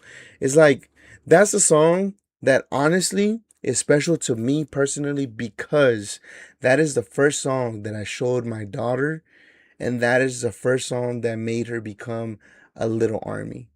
7-year-old. Now she knows J Hope music, she knows JK's music, V's music, everybody's music because of that song. As soon as I play Butter, she hears the beat, doom, doom, and it smooth like butter. She already knows. She gets into it. She starts dancing and she sings the song. It's so fire. I remember when eFam start searching BTS, you go to Bangtan TV, you can't find their group songs. When you go to Hype, you can't find BTS songs too. That's true. That's true. I did do that actually. You're right. I did. I forgot I did that. Thank you for pointing that out. That's crazy. That's what the I forgot. industry said. I know it's hard to just hear into what I'm saying and believing it right away, but it is true. I go into it in my other video essays. This is not a video essay. This is Happy Sunday. Thank you so much. And I'm sorry. We're already 4 hours in on the live stream.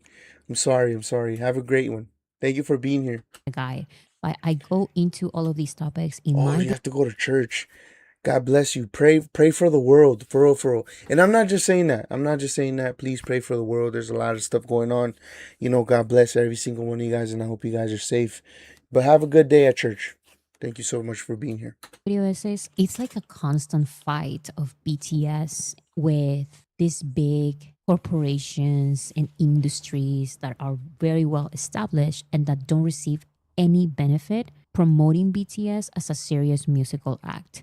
The industry benefits promoting BTS as this bubblegum boy band that sings Dynamite. And of course, BTS can be bubblegum pop and they're going to release Boy With Love and Dynamite and all of that. But Facts. that's just one of their many Facts. facets. And the industry takes advantage of that and only pays attention to those because that takes away credibility from them. If you're interested about those topics in BTS's history, told not just by me and many other armies, but by BTS themselves, because I quote their book, I quote their own words, their own stories told by them. So it's not just me creating these crazy theories, it's me giving you a lot of the context of BTS in the industry because it seems like this guy is very open-minded and a lot of reaction channels are, and that is great, but it's still very hard for people to understand the cultural context that BTS is in, not just because they're Korean. Yes, they're going to face a lot because they're Korean, but beyond that, they're going to face a lot because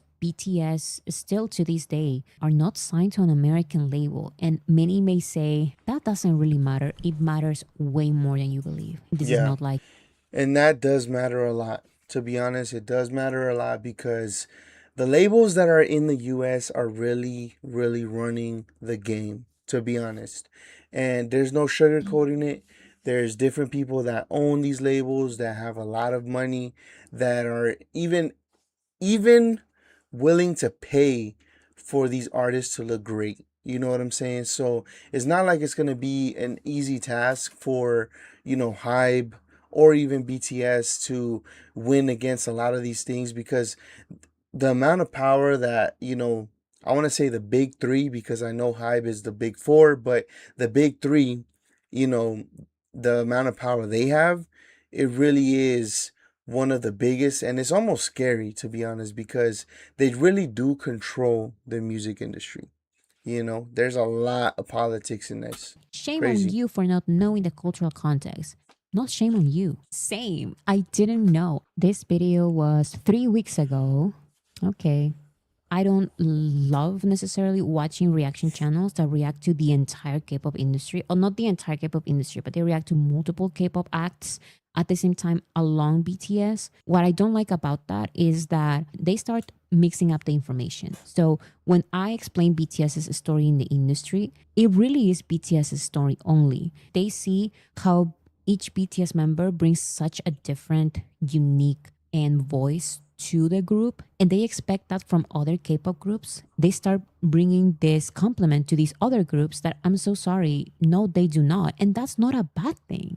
I like other groups that don't necessarily have all of this dynamic that BTS brings. But what I am saying is that BTS does have that, and that makes them an exception, is their artistic diversity. Like each member, these 7 members are so different to the other, and somehow they all go together very, very well. Anyways, it's been 3.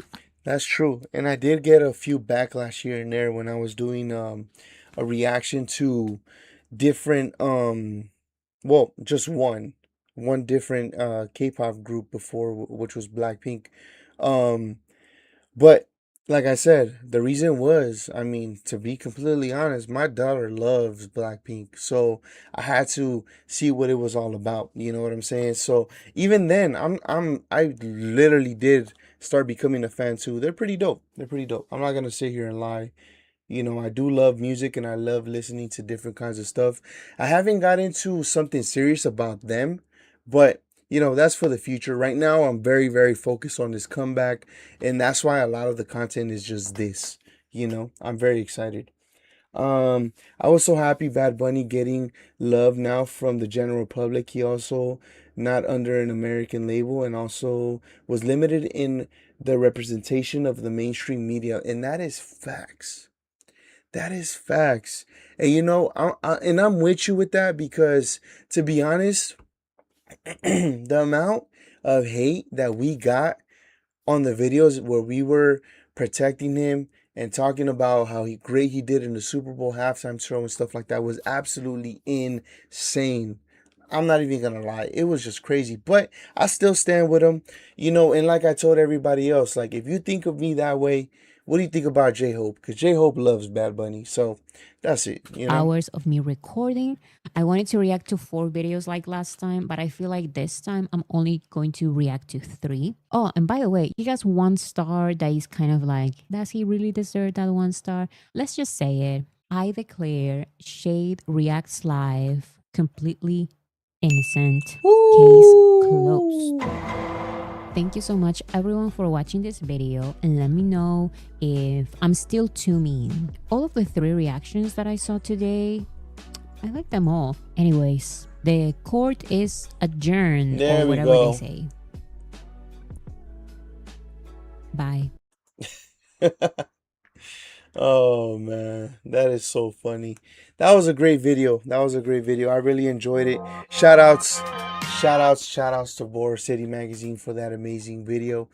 And I did see the first one too. I didn't see the reaction to the reactions or anything like that, but I did see the first one and it was pretty funny. You know what I'm saying? But like I said, I wonder if we are in the algorithm because I feel that we personally do probably stop a little more than we should because like I said, I go on some crazy tangents sometimes and I just get into some conversations and then I start talking about myself and then I start talking about this and that and this and that. You know what I'm saying? So it's always some good stuff, but I wonder because I did see her mention us actually before when we were in her chat one time. She's like, "Oh, I've seen you guys," or something, or I saw someone mention you guys. I'm gonna check out your videos or something like that.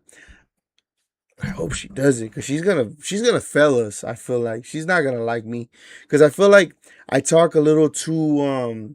To be honest, I understand why some people don't like us because when it comes to the topics that are directly towards a reaction, we really do tangent off into real life situations.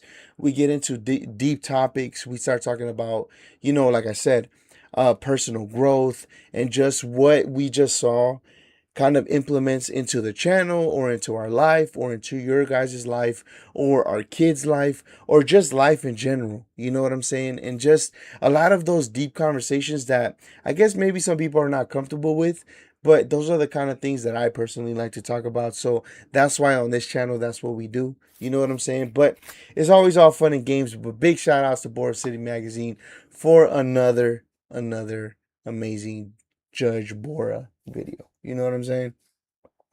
She did put your reaction thumbnail in her video. Oh, she did. You're right. I forgot about that. That is so true. You're right. Dang, I need to really remember these things. That is so crazy. I do remember that.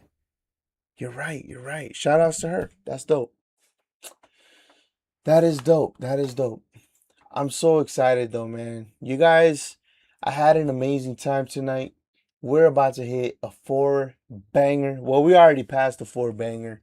We did a 4 banger today. I hope you guys enjoyed today's live stream. Today's conversation was definitely deep and something recent that I just went through. So it was a vulnerable conversation because I just went through it, but I just felt like it was important for me to talk about it because it's something that I've been struggling for a long time. And this one time that I decided to do something different is what made literally that day different. But not only that day different, that afternoon different, that night different, the next day different. Everything just kind of played into its position. And it was just, it just made my week, my hard week that I just had, that much better, because I was really looking at everything in a positive manner. You know what I'm saying? So it was really dope. And I just wanted to, have that conversation with you guys. And it was really cool that you guys, also had the conversation back with me and stuff like that. So it was cool. We had another reaction, and then we did this reaction. So it was definitely a dope ass live stream. We're gonna save the other reaction for another time when we got Nanselly in here, because I feel like the spring day conversation, the spring day song is very important. And I want to have her here because, like I said, that video really gave me chills.